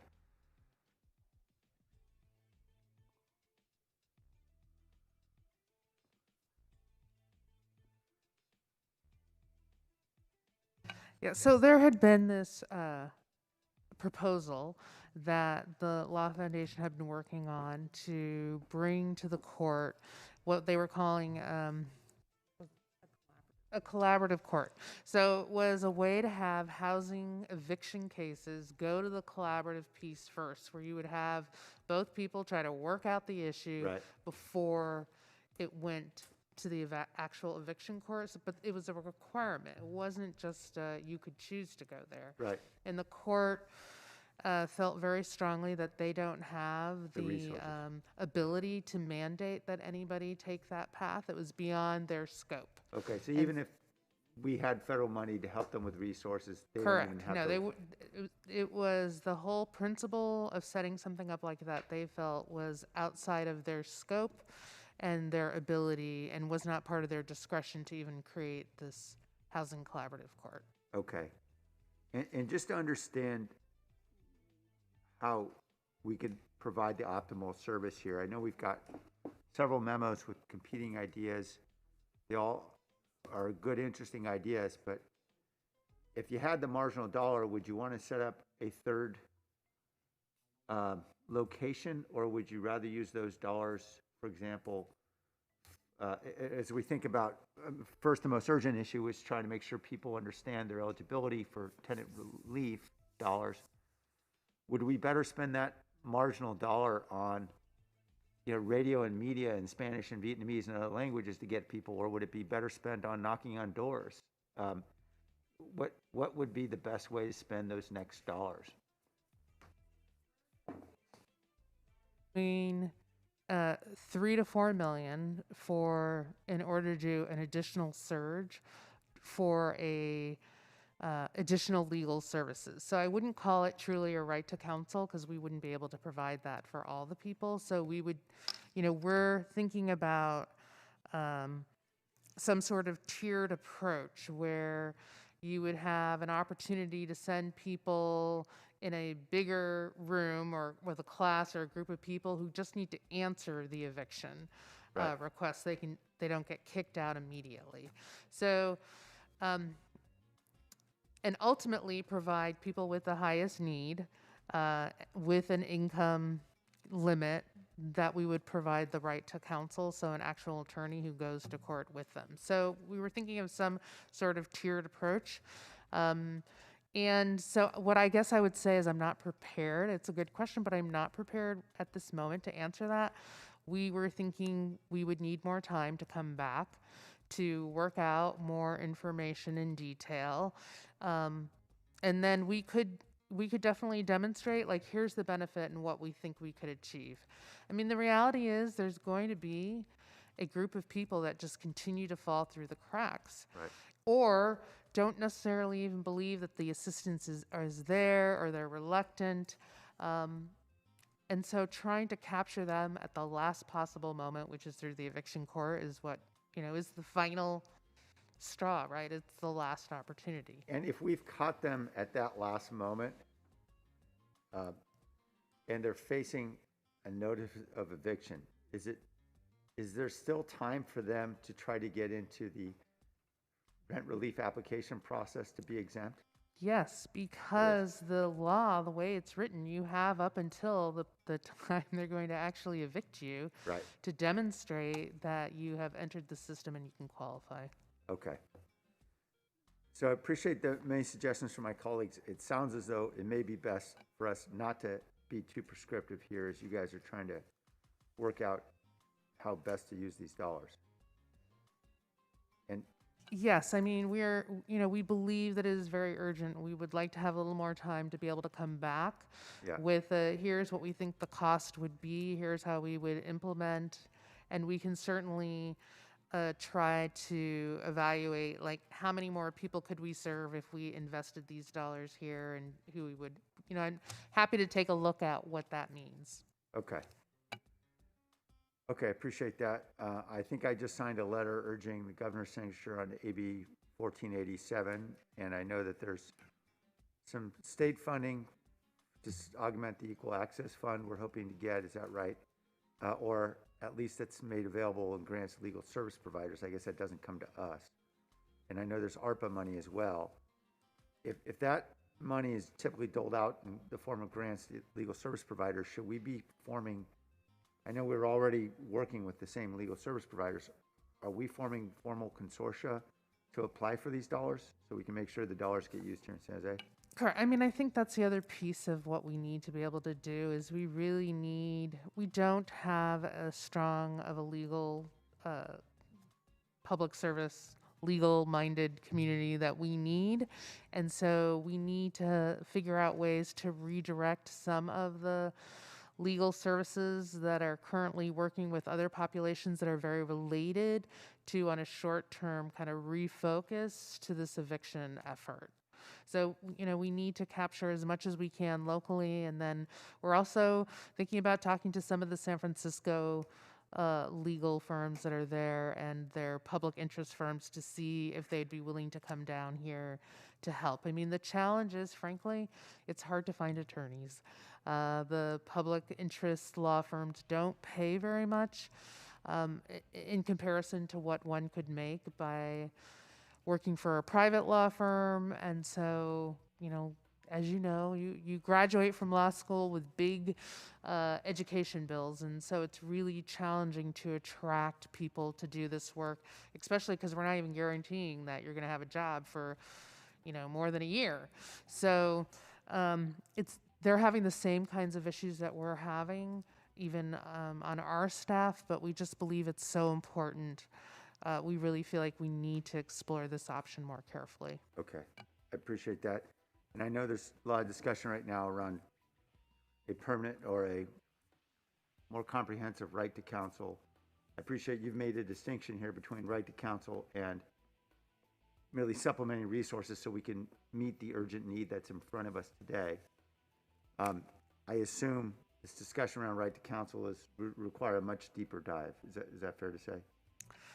That is fair to say, and I don't think the system has capacity. Well, I know the system does not have capacity for us to be as bold as to say we should have a right to counsel program now. So I do believe in the short term, what the housing staff is recommending is a modified version of a right to counsel, and that more additional work in terms of creating the structure to be able to expand to a right to counsel is something that the whole system needs more time to grow and mature into. Okay, I appreciate all that. I jumped in because I know that there's a lot of important thinking going on here. Among my colleagues, I just offer my own views, I think closely aligned with Jackie's, which is we've got an urgent situation we've got to deal with now, and having staff grappling with how to create the infrastructure for a right to counsel, where I think we're pretty far way off, given the challenges both of having the legal counsel as well as having the resources to pay them, and recognizing that every dollar that's going there is a dollar we might otherwise be spending on rapid rehousing or creating affordable units or doing other things that are of critical importance in this effort. So I support everything we can do to get more resources, and we'll keep pushing, I know, to get more from the federal and state level. I do think that a right to counsel deep dive at this moment would be distracting from the critical work we've got to do right now, and so I would just encourage us to try to push in that direction. Councilmember Cohen?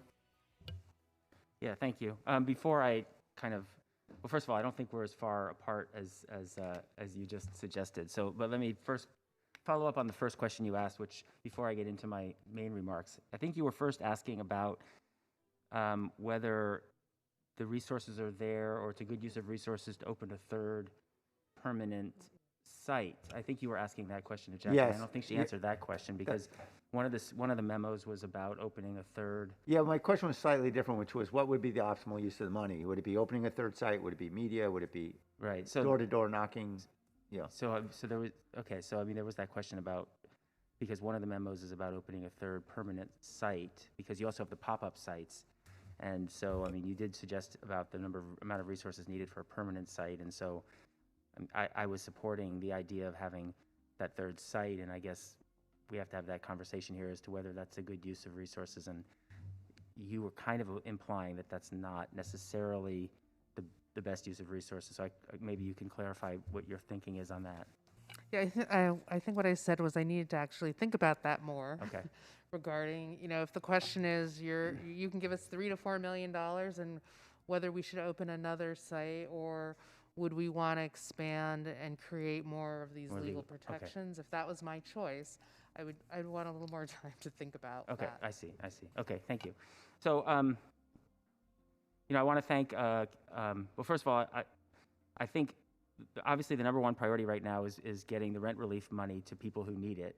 Right now that's the number one, and the memo that I put out yesterday focuses number one on getting rent relief out to people who need it, making sure that the people impacted by COVID by the end of the rent protections are going to have those resources delivered to them.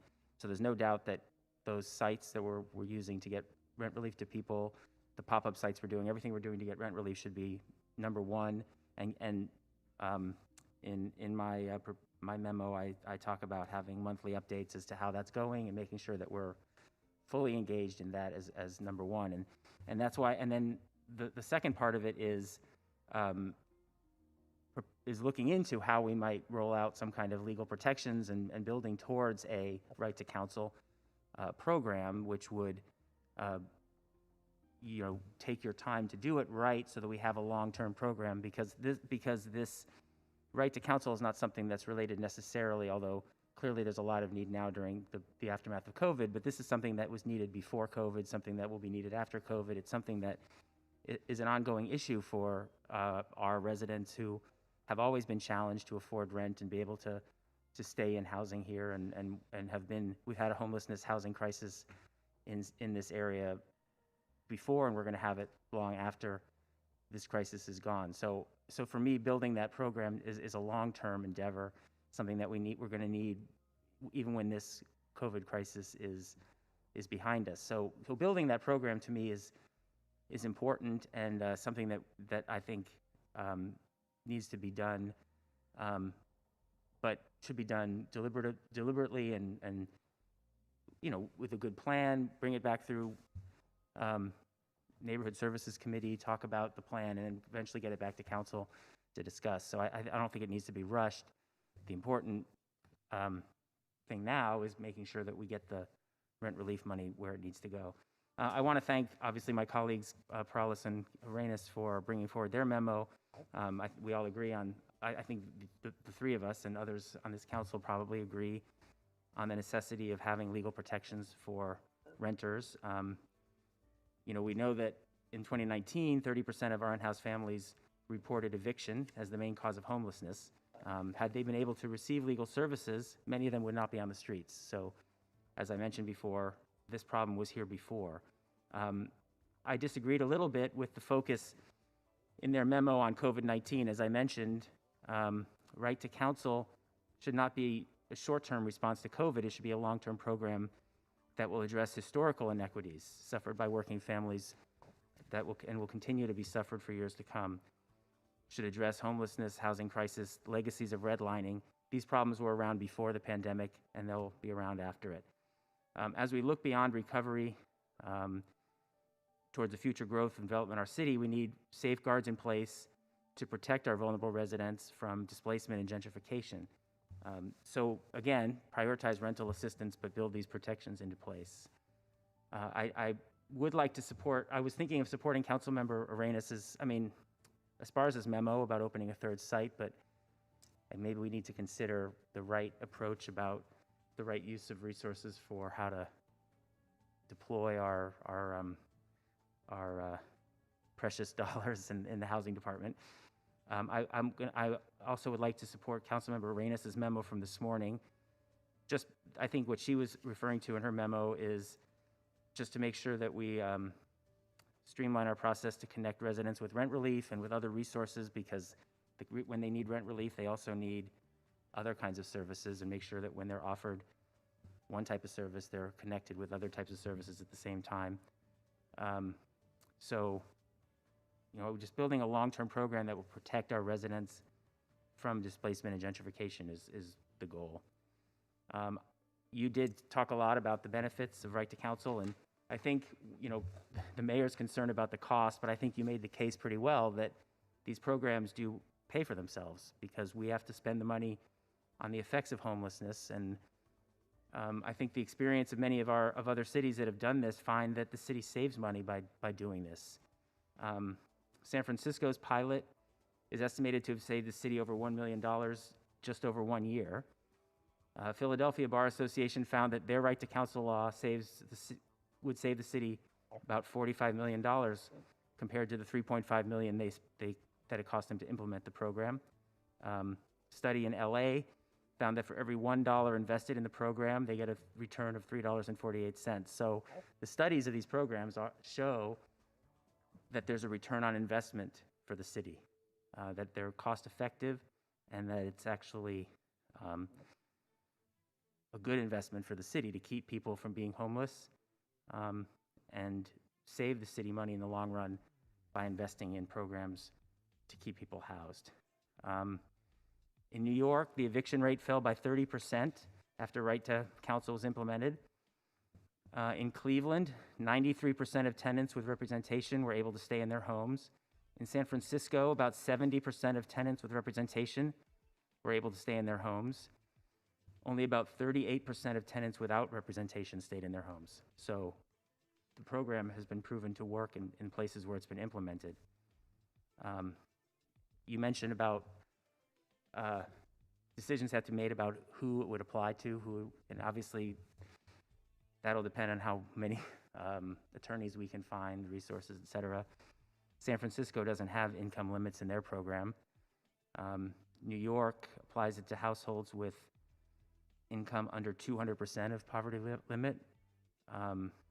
They phase it in for starting with only certain zip codes based on zip codes with the highest number of evictions first. Cleveland uses people who are at or below the federal poverty limit, and everyone must have at least one child for people that they targeted. So there are different ways that cities target the program. So we can, consider that depending on how we set it up. So anyway, I wanted to bring all those things out to people to make people understand how these kinds of programs are structured in different places, how useful they can be, how cost effective they are, and why I believe that this is an important type of resource for us to consider. So I'd like to move my memo, which includes the staff recommendation. It includes Councilmember Esparza's memo, although, again, maybe we want to discuss that as a council. That part, I guess we can, maybe my motion will leave some discretion on that one to staff, and then includes Councilmember Arenas' memo as well in my motion. And that's it.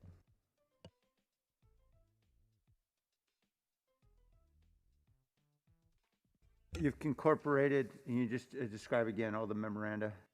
Well, So we're really clear. my memo, which in it had Esparza's memo and staff, and then I added Councilmember Arenas' memo from this morning.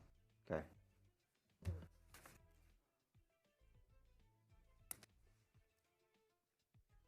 Okay, Councilmember Perales? Yeah, thank you, Mayor. I appreciate the dialogue and the motion so far. Based on your questions, Mayor, and then Jackie, your response, it didn't sound like you were saying that this effort on tenant right to counsel is not worthwhile. It sounds like you were saying that we may want to do something that would be more effective, more immediate. But could you clarify that and then state sort of your opinion on the motion, which obviously includes this direction as well to move forward with an actual tenant right to counsel? Yes, so what I'm trying to communicate is that there is an immediate need and there is a unique opportunity where providing legal counsel will have even more of an impact because of AB 832 and the ability for the court to actually stop the eviction if certain items can be met. And a tenant without legal representation will most likely not take advantage of those rights that are within the state law. So I think we're in a unique position where legal services are so much more needed now, more than ever. On the tenant right to counsel program, it was part of the community plan for anti-displacement. The housing department moved the collaborative court. That failed. We believe we can free up some time and do more work now on the tenant right to counsel. I think it does need time. And I think what we will learn if we're able to do something in the short term is an ability to figure out what kind of legal resources that we can garner to start ramping up for a program like this. I do think it would take some time and more careful consideration, but I do think we will learn very valuable lessons by setting up something now. And we do have the advantage that these other cities have set up these right to counsel programs, especially in San Francisco. And we've actually developed a very good relationship because of our with the mayor's office, and believe we could get some good technical assistance to help us to really figure out how to ramp and scale a program like this. Did that answer the question?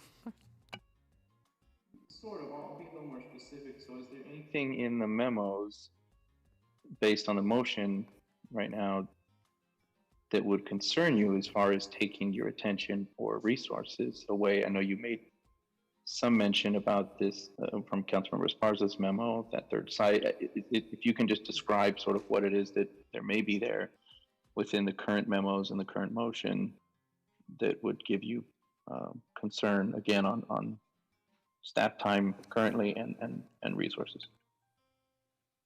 Okay, so we currently do not have the resources to expand to a third site.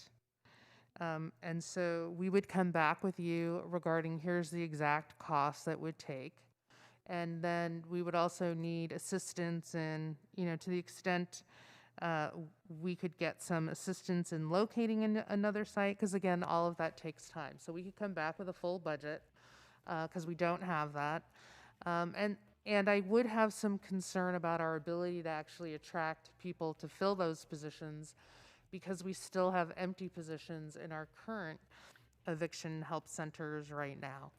So I just want to temper that capacity and having staff that can fill in is still a challenge. But certainly if that was the direction and you provided the support, we would do everything, because we do believe it is so important to try to get people to apply as much as possible. And we have seen that people are applying through these programs.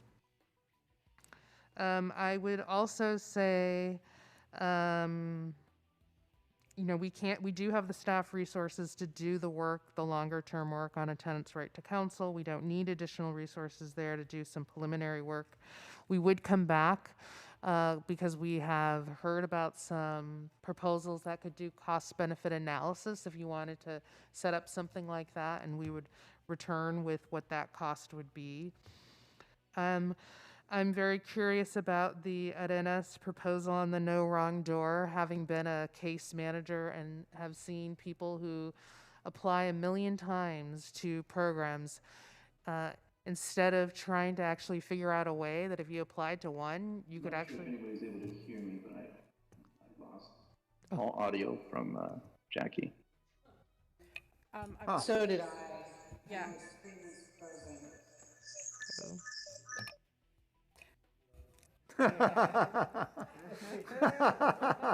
I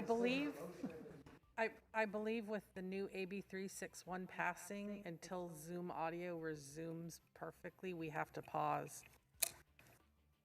We have to pause? Could you explain Yeah, more? AB 361, if the technology broadcasting the meeting goes down, you have to stop until it comes back up.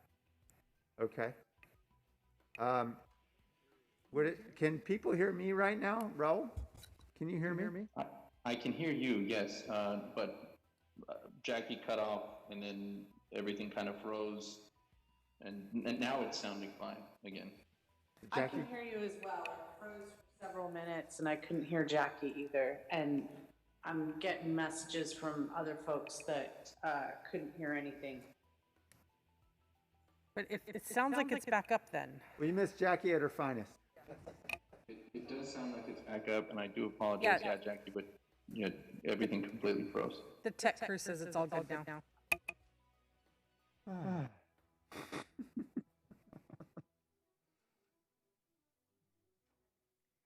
So when did you what was I last saying before you couldn't hear me? That's a good one. I'm sorry, yeah. It was it was about a good 2 minutes. I mean, I think it was towards the beginning of that last question. Yeah. Okay, so basically, I said we have the staff resources to do a deeper dive in the tenant right to counsel. We believe that an immediate program, we would learn a lot of lessons regarding capacity and being able to set up something, because we think regardless of where we end up, it's going to take time to actually grow to a full tenant right to counsel program, but that the infrastructure, essentially, that a short-term program would give us would be very helpful in us learning and understanding and growing and establishing a program. But we would need resources to do that. On the Councilmember Esparza's memo, we need the resources, and we could come back with the exact costs of what it would take to open up a third site, but that we also have concerns, as we did with the right to counsel, that we may not have the people to actually fill the slots. Even if we open them, we may not have the people to fill slots immediately, and that could just take time and delay.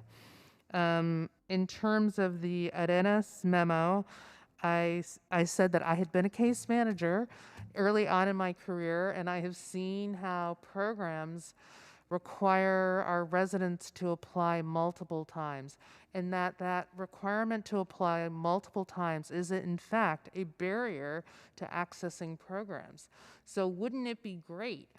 I mean, I love this concept that, you know, if we could coordinate across the city for lower income programs, to think about how we might qualify a person one way, and then they're just eligible for a variety of city programs and don't have to reapply, or even like figure out like, oh yeah, I could have gotten a housing program or another rec printer. I mean, that level of coordination doesn't exist. So I think as an administration, we're very curious about that idea, but that would take some time for us to work out. I don't think it's something we could implement very quickly, but I think it is certainly something worth exploring for a longer term investment, and would certainly benefit a huge amount of people if we said you didn't have to apply for every single program again and again.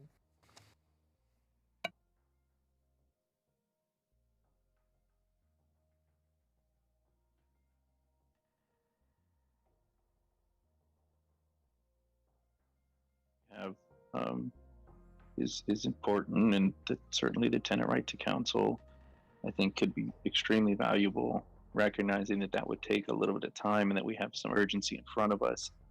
I appreciate that you want to balance that out with what we can do best now to help those that will be facing eviction. And clearly the first step is going to be to get them to actually apply for the financial assistance. So I no doubt that, you know, there's some prioritization here, but absolutely, I think that the tenant right to counsel is going to be a program to benefit us well into the future and well beyond COVID. And I think there was maybe a misunderstanding based on the language, but that's really where myself and Councilman Arenas were going with the joint memo we did in our first direction, stating that we wanted to be able to help those facing eviction, stating not limited to COVID.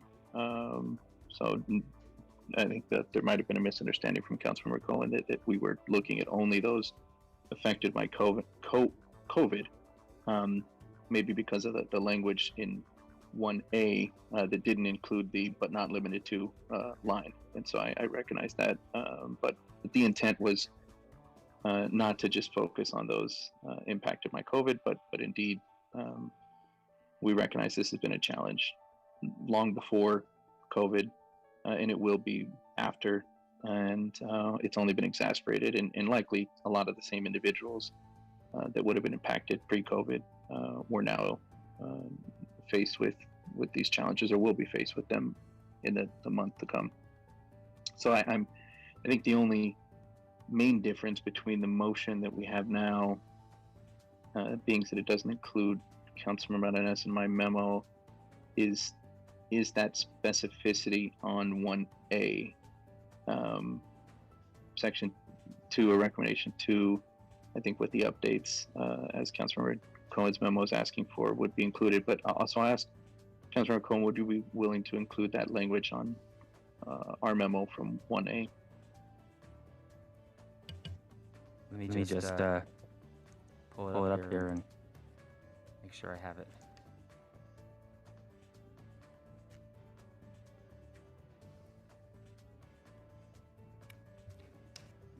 Yeah, I mean that it makes sense. I mean, obviously, culturally, linguistically competent outreach is important whenever we're ready with the tenant right to counsel. I mean, we're not ready to roll out tenant right to counsel. So when it's ready to roll out, it should be. I mean, that makes sense to make sure it's targeted in that way. So I mean, I'm okay with including that language.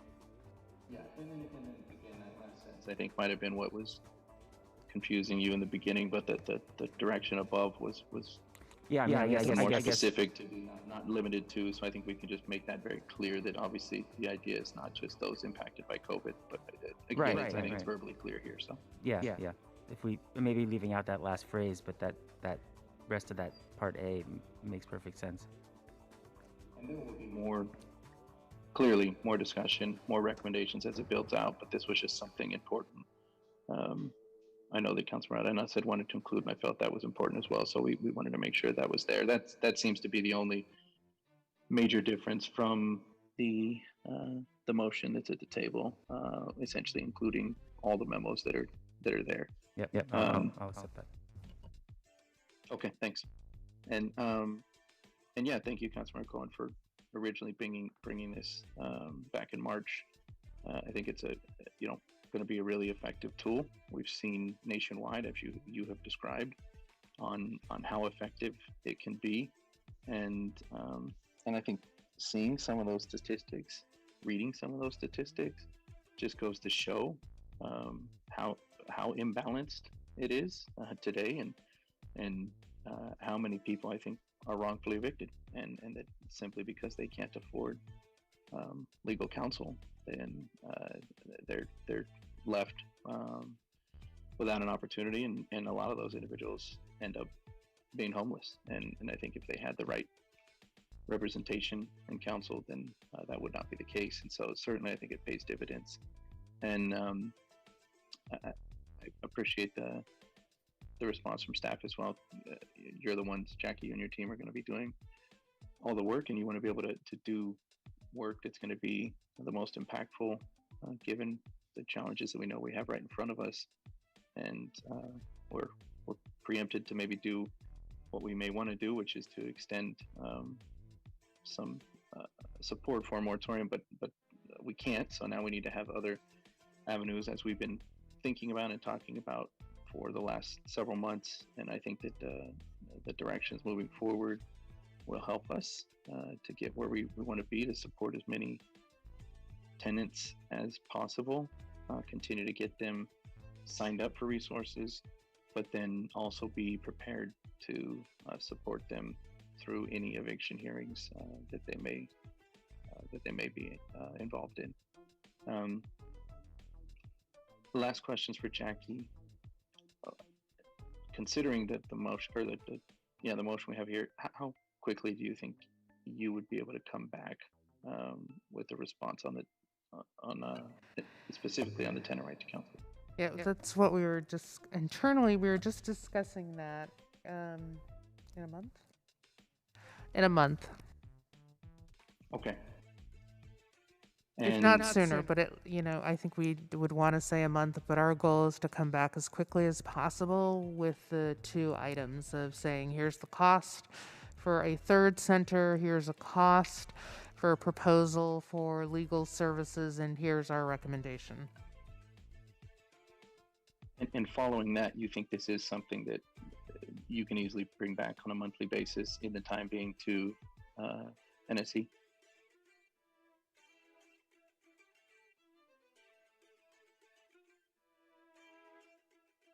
Yeah, you mean in terms of providing updates on the... Yes, we already do we update council staff every 2 weeks regarding our rental relief program. We're happy to do something more formal if that's what you all desire. Okay. Thank you. Appreciate the work, and I'll support the motion.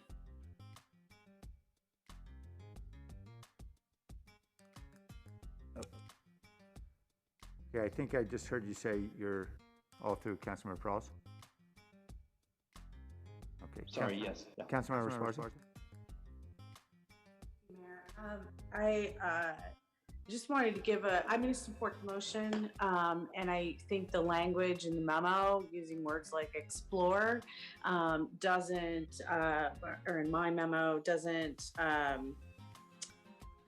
it still leaves open the opportunity for staff to really make some assessments. But I wanted to kind of give my thinking. And first of all, that's based as up until a couple months ago was one of the few renters on the city council. And I live in the east side, lived in a very large apartment complex where throughout this whole pandemic, I listened to my neighbors stress, cry, fight, worry about money, think about leaving, and many actually left and went to the Central Valley. Some left owing tremendous amounts of debt and just are kind of running from it. And in addition to that, my experience as a renter in the East Side in a big apartment complex, I represent District 7, an area that's been hard hit by COVID economically and health-wise. And so throughout this entire pandemic, my residents have come to me for help because they have been getting wrong eviction notices, despite protections that they should have been afforded. There were some landlords who were taking advantage of that. And I also wanted to address the fact that nearly 90% of all of San Jose's rental units are owned by large companies with 10 or more units. So many of these offenders are not local landlords. They're not mom and pops. They're large companies that know what they're doing. In other cases, a lot of my residents, as others, a lot of our residents live in really sort of live in different housing arrangements. They rent a couch, they rent a shed, they rent a garage, they rent a room. And so some of these non-traditional living arrangements make them think that they have to live in the shadows when that's not true. So that's my thinking. That's why I worked with the housing department to bring the Rental Assistance Center to the Franklin McKinley District Office. I'd like to give a big shout out to Franklin McKinley, who's only charging the city utilities for the cost of opening that site. Obviously, the actual cost is in staffing it. I get that. And I also wanted to thank the housing department in assisting with the pop-ups. I think the number one thing that we can do is to get this rental assistance money out. And in addition to getting this money out, it provides protections to the tenants. I support very much a right to counsel, having witnessed the things that I described, having heard, and often, held some of my residents crying because they don't know what they're going to do. And so I do think we need the right to counsel, but I'm going to say again, we need to get this money out the door. Only $1.2 billion out of $5.2 billion in rental assistance has been paid or allocated in our state. And so there's a lot of money that's being left at the table a lot of people thinking that they can leave and escape their debts. It's just going to force them to live further and further in the shadows. So I am going to support the motion. I just wanted to give my own experiences as a renter, to give my experience as a neighbor, and to give my experiences as a council member that's been out and about this entire pandemic, and has had to really listen to the tears and desperation from my residents. So I think, to me, the answer is all of the above. We need to do everything we can. We often talked about protecting, preserving, and producing housing. Well, this is a way to protect it. That's it for me. Thank you.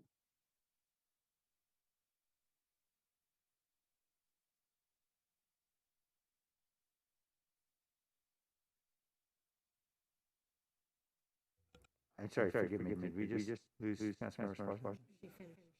I Okay. finished, Mayor. Okay, forgive me. I'm sorry. My apologies. Councilmember Arenas? Start off by thanking Councilmember Cohen for including my blue memo today, that it was released today, and as well as including some of what I think was missing and is very much needed in our city, and that is our language adaptation so that we can connect with our hardest to reach communities. Councilmember Cohen, I agree that we aren't very much far off in terms of where we are in memos. I think our memos are almost essentially the same. With that one exception in terms of the outreach for folks who were impacted by COVID-19. But I see that community really interchangeable with the folks that we talk about that have been impacted by the recession, that has been impacted by redlining, that has been impacted by systemic racism. These are all the same communities. These are the communities that Councilmember Esparza is referring to, and the ones that we have been fighting for.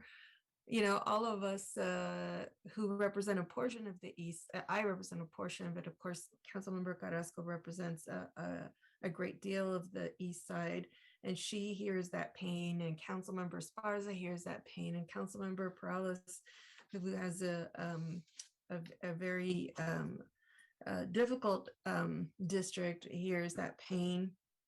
But we also hear that pain within our own families and in our lives. And so it's very much something that we understand, that people have never really recovered from losing their homes in 2008. And are continuing to struggle now. And so, this is a scar. This is economic scarring that I think we are obligated and really responsible to continue to address. And so obviously this right to legal counsel, as Jackie, the director of housing, was stating is one of the tools to ensure that there is no further displacement. And so I look forward to seeing how this turns out.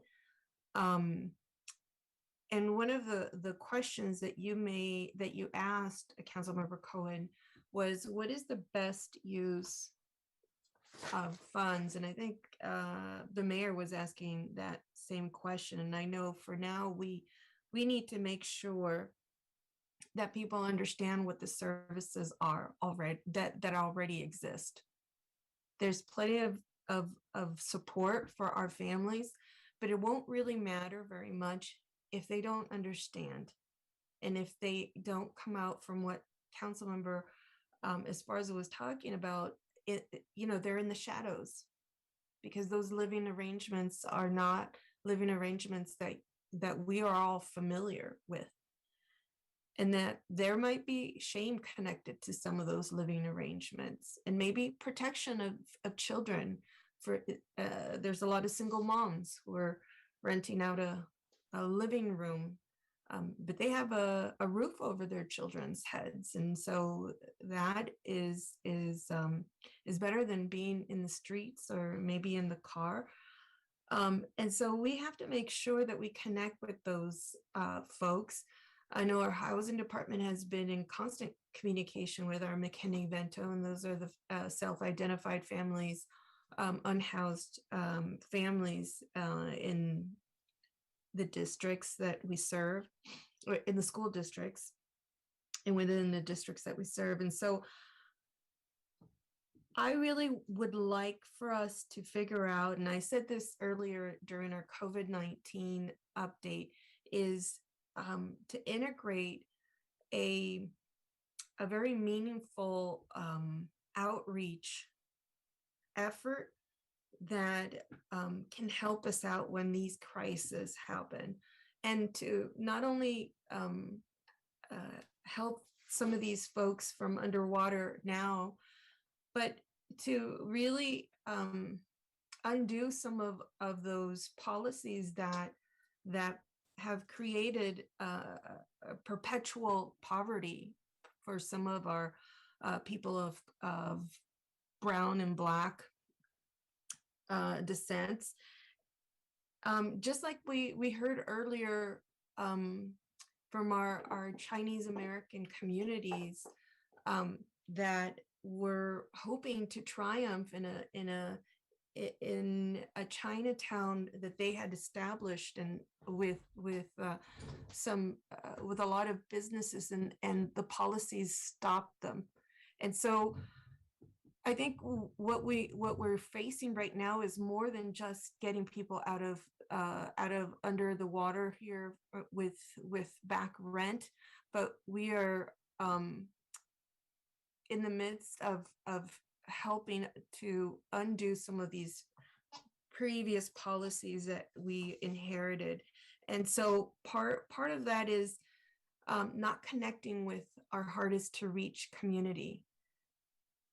If we recognize that this has been a challenge, we can no longer continue to ignore it. And so I would really encourage our housing department and encourage my council colleagues to really advocate for an outreach arm of a program and efforts that will help undo some of these back policies by integrating those hardest to reach families and bring them to the forefront. That they are the first people that we go to, that we dedicate the resources where our families need them, and that's these folks that we don't have enough resources to connect to. And so, Jackie, the question I guess at the bottom of all of this is, how are we going to, and I got to commend you for all of the work that you've been doing, and thank you for the pop-ups that you've not only done in my district, but in throughout our whole city. What is the best way to continue to inform our community about the services that already exist? Is this hiring additional promotoras? Is it augmenting some of the funding for some of our CBOs? What is the best way to do this? I think that's something as we come back, because of the look at opening up a third center. It's certainly making me think, of all the different strategies we've implemented, So we are doing door knocking now. We are doing advertisement.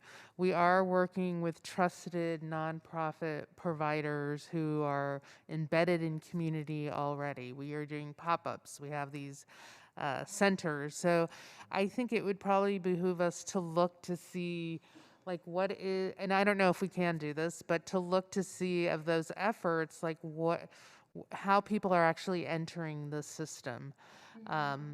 And so I think we will take a little time to think that through as we're preparing to come back to you to say, if you're going to give us, if you can't give us $8 million, but you can give us 4, here's where we think the best use of that funding should be. We will definitely take into account those different efforts and where, if any of those could be increased in order to do more penetration of the hardest hit communities. Because as everyone has said, definitely we are spending the majority of our time trying to get the information out to the community and trying to get people to apply. That's been my constant message, is people need to continue to apply for rental assistance. So let me ask our city manager, Jennifer, you heard my comments from earlier on COVID-19 outreach, and this is where, there's an intersection with what we are currently doing and what, and the next phase, maybe the next step that we need to take to augment our outreach and really integrate it into the way that we're carrying business. How can we augment what Jackie has already built? Because her strategies are the right strategies. She's doing place-based strategies. She's using folks who are trusted figures in the community. She's making sure she's coordinating with county services, but that is not enough. And so we just need to do more. How can we pull in some of that remaining ARP funding to augment this outreach?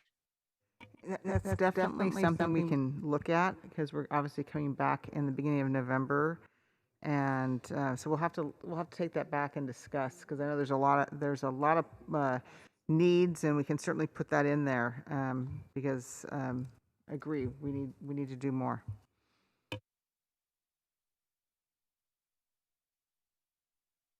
At the heart of all of our, I think, challenges within any of the departments is to rely on a group of folks that are going to be our trusted figures in the community, and they can't always be our fire department, and they can't always be our PRNS folks, because we already expect so much out of them already. And so we have to look to what is effective in our community. And one of the things that's absolutely been effective is Promotora's model.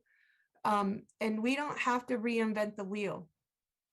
We can make sure that we fund agencies that are doing the job really well, but we integrate it into how we serve our community, and make sure that those people who are the most difficult to serve are the first ones that we serve, and that we invest in them. So I'm not going to reiterate all of these points all over again, but this is really the direction that we need to continue this conversation. Thank you, Councilmember Cohen and Councilmember Perales for your leadership in this, as well as Councilmember Esparza, who's been just a fierce advocate for our unhoused community, and making sure that everybody is covered, and whether it's knocking on doors or anything, I know the heart is there, the love in the heart is there for our community, and so we need to move to phase 2 of this. So obviously, I will be supporting this motion. Thank you. Thank you. Are there any other questions or comments? All right, let's vote then on the motion from Councilmember Cohen. Jimenez, Yes. Perales, Yes. Cohen, Aye. Carrasco,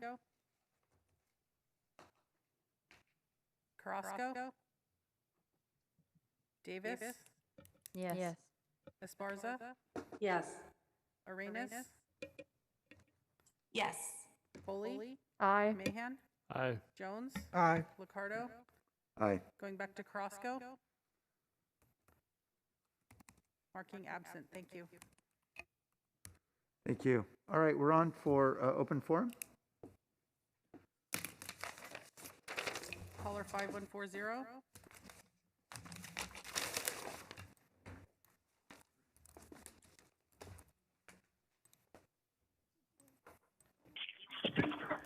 You guys have to do something about the sound tonight. What a terrible, terrible system to Zoom in.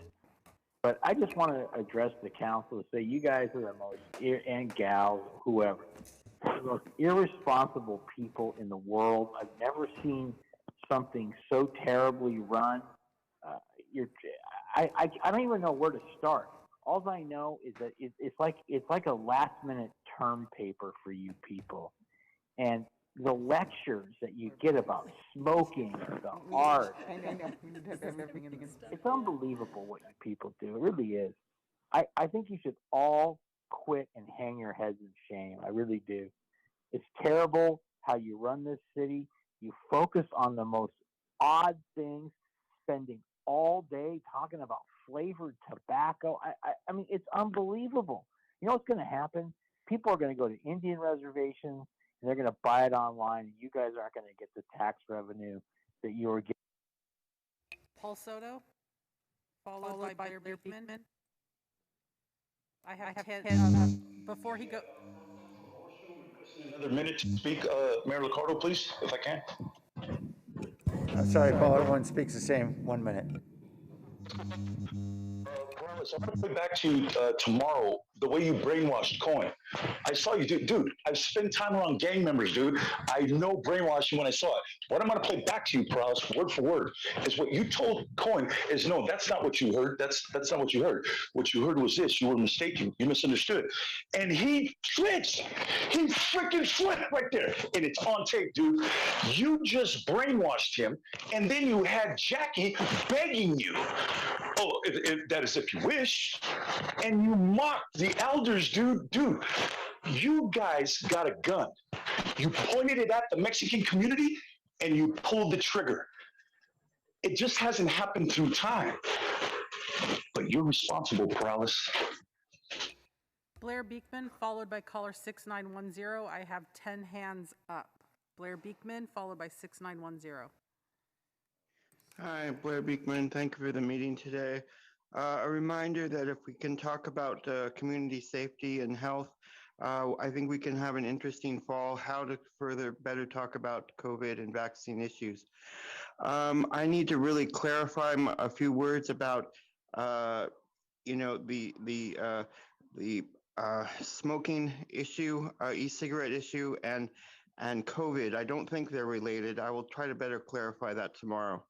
And to conclude, just good luck with the housing work plans and the eviction moratorium plans. Jackie's offered really, really good backup plans, it sounds like. But, for the most part, if a tenant tries to sign up for eviction things after September 30th, they can still get protection for the most part, until March 2022. And that's when you guys really got to go to work, as it was stated by Jackie. Good. Caller 6910, followed by Tessa Woodmansey. Unhoused folks are in a state of panic at the Sure Stay Hotel, as well as Spring Street, and it's all because officials are afraid to stand up and speak out against injustice. Where are our leaders? Is nobody willing to speak out in favor of seniors and disabled folks being displaced in the name of the almighty dollar? A man gave up his dog today because he has no idea where he's going to end up. A couple are breaking up so she can hopefully remain at the hotel. I'm asking again, where are our leaders? The Destination Nowhere Jungle 2.0 plan at Spring Street is putting people at risk, and there was a huge fire at Spring Street that plunged the entire area into darkness tonight. I cannot tell you how eerie and dangerous it is for folks right now. Columbus has been in the dark for over a month now. What does that say about the value placed on our unhoused neighbors in Columbus Park? There has been a housing emergency, not a homeless one, for decades, and it was no secret. All of these new safe parking and tiny home plans are at least a decade late. We encourage you to ensure. Tessa Woodmansey, followed by Alma Goldchain. It's been impossible to reach City Hall. On Friday, I called about, a broken bike lane where I fell because of a pothole. Impossible to reach the city. Nobody answers their phones. And then today we had a fire, but we're having arson in our community. We're on Stockton and Villa, and we have a homeless person, and we've had 3 fires on the corner of vacant house. And I'm demanding that the code enforcement really makes homeowners that are absent. It's a rental unit on the corner that's having 3 arson. We had an arson this morning, a fire car burning right next to the house. And we need to have the requirements of absentee landowners that aren't living there. There's nobody living there. It's dark. Have to put in a fence to protect. And Alma Goldchain, followed by Krishna. Yes, hi, council members. I feel like I was getting cut off for rebutting something that someone said was actually that was on topic, but you all didn't want to hear it. And I felt that was very unfair. But I am in support of programs like Life Moves, Not Home First, as supporting them financially to find sites that will have actual structures with running water, electricity, bathrooms, and showers to house the homeless is the right thing to do. Instead, Home First has taken the money and placed them in an overcrowded city block in a fire hazard contaminated parking lot with no one worrying about what is happening to the residents inside and outside of the fenced area. What's happening at 71 Vista Montaigne is a powder keg ready to explode. There's no enforcement of the basic rules and regulations that we were told. It's a money pit for nothing. Someone is benefiting, but it sure is not the homeless. I find it mind-blowing and cruel that Councilman David Cohen and Mayor LaCarter knew the site was contaminated with arsenic for over a year and didn't. Krishna, followed by caller 5458. Dear Council, this is regarding the so-called safe parking site that the city surprised us with at 71 West Montana. This weekend, I noticed a red van in the parking lot with no license plate. There was an open bucket of oil, racks on the floor, open tin of paint, among other things thrown around. There's also paint and a strong-smelling liquid, probably flammable thinner. It was thrown on the sidewalk. We photographed the paint on the sidewalk. I'm bringing this to the council's attention because we have no response from the city for our complaints. This is the latest of the many complaints that we have written to the city about. The council has put this RV community in our neighborhood, hoping that these people, the people who have proven themselves capable of starting many fires at the Apple site, will turn to be good Samaritans overnight. Well, looks like that's not happening. The code of conduct is not being followed, it's not being enforced, and we neighbors have no response from the city for our complaints. The experiment is not working. I request. Caller 5458, followed by Thomas Doherty.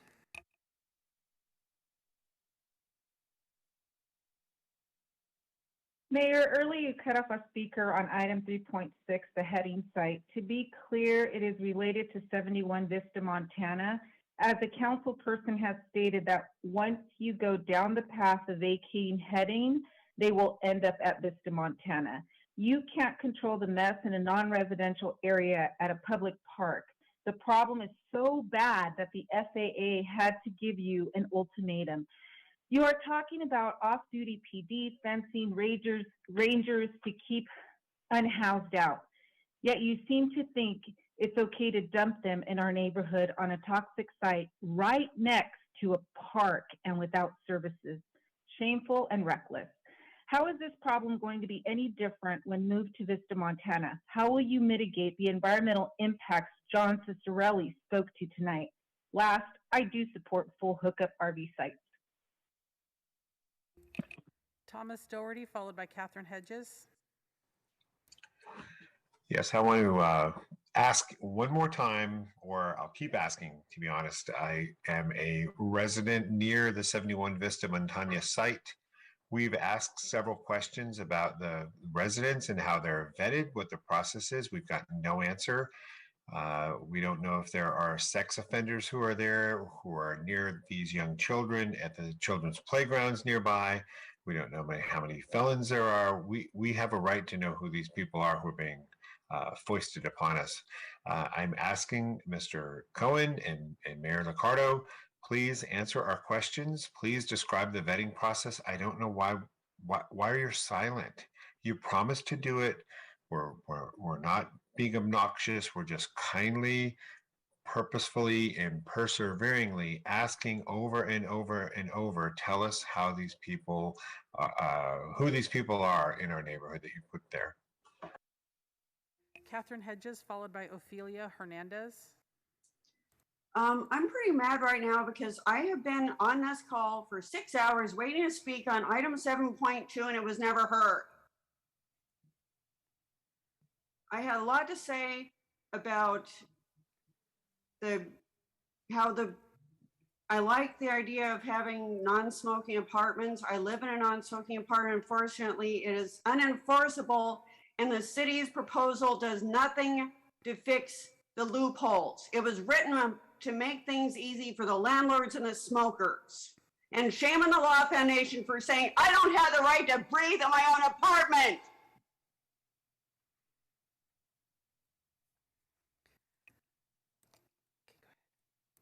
Ophelia Hernandez, followed by Sheena.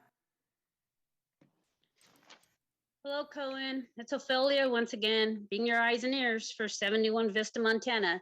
There was mechanic work being done on the site on Friday, which should be a violation once again. Oil left in a white bucket, now hanging from a fence, paint splattered on a bush, and on the cement in the site, all coming from the maroon van. A personal garbage can that looks like it came from a home. It has trash accumulating on top of it, which has a car battery sitting right on top. You know why this is happening, Cohen? Because there's no oversight. There's no case managers. There's absolutely no structure at 71 Vista, Montana. And you as our councilman for our district, you're not speaking up. Why? I don't get it. Sheena, followed by Jeff Zell. The city of San Jose has placed a grossly mismanaged RV safe parking on contaminated land in our residential neighborhood, inches from our playground park. I'm asking you to shut down the site and redirect the resources to more appropriate sites. This one just has 2 porta potties. Compared to the Project Home Key site in Milpitas, which has kitchenettes, utilities, running water, community service areas, educational programs, it has kitchen, it has laundry. There's no surprise that almost no one is staying there. They're staying in motels, which is double dipping into the city's resources. It's wasteful. It's $400,000 for 9 months for a parking lot for inoperational vehicles and a landfill. And now you're talking about sending more RVs there? This is a huge mistake, and you're trying to pile on to something that's already broken.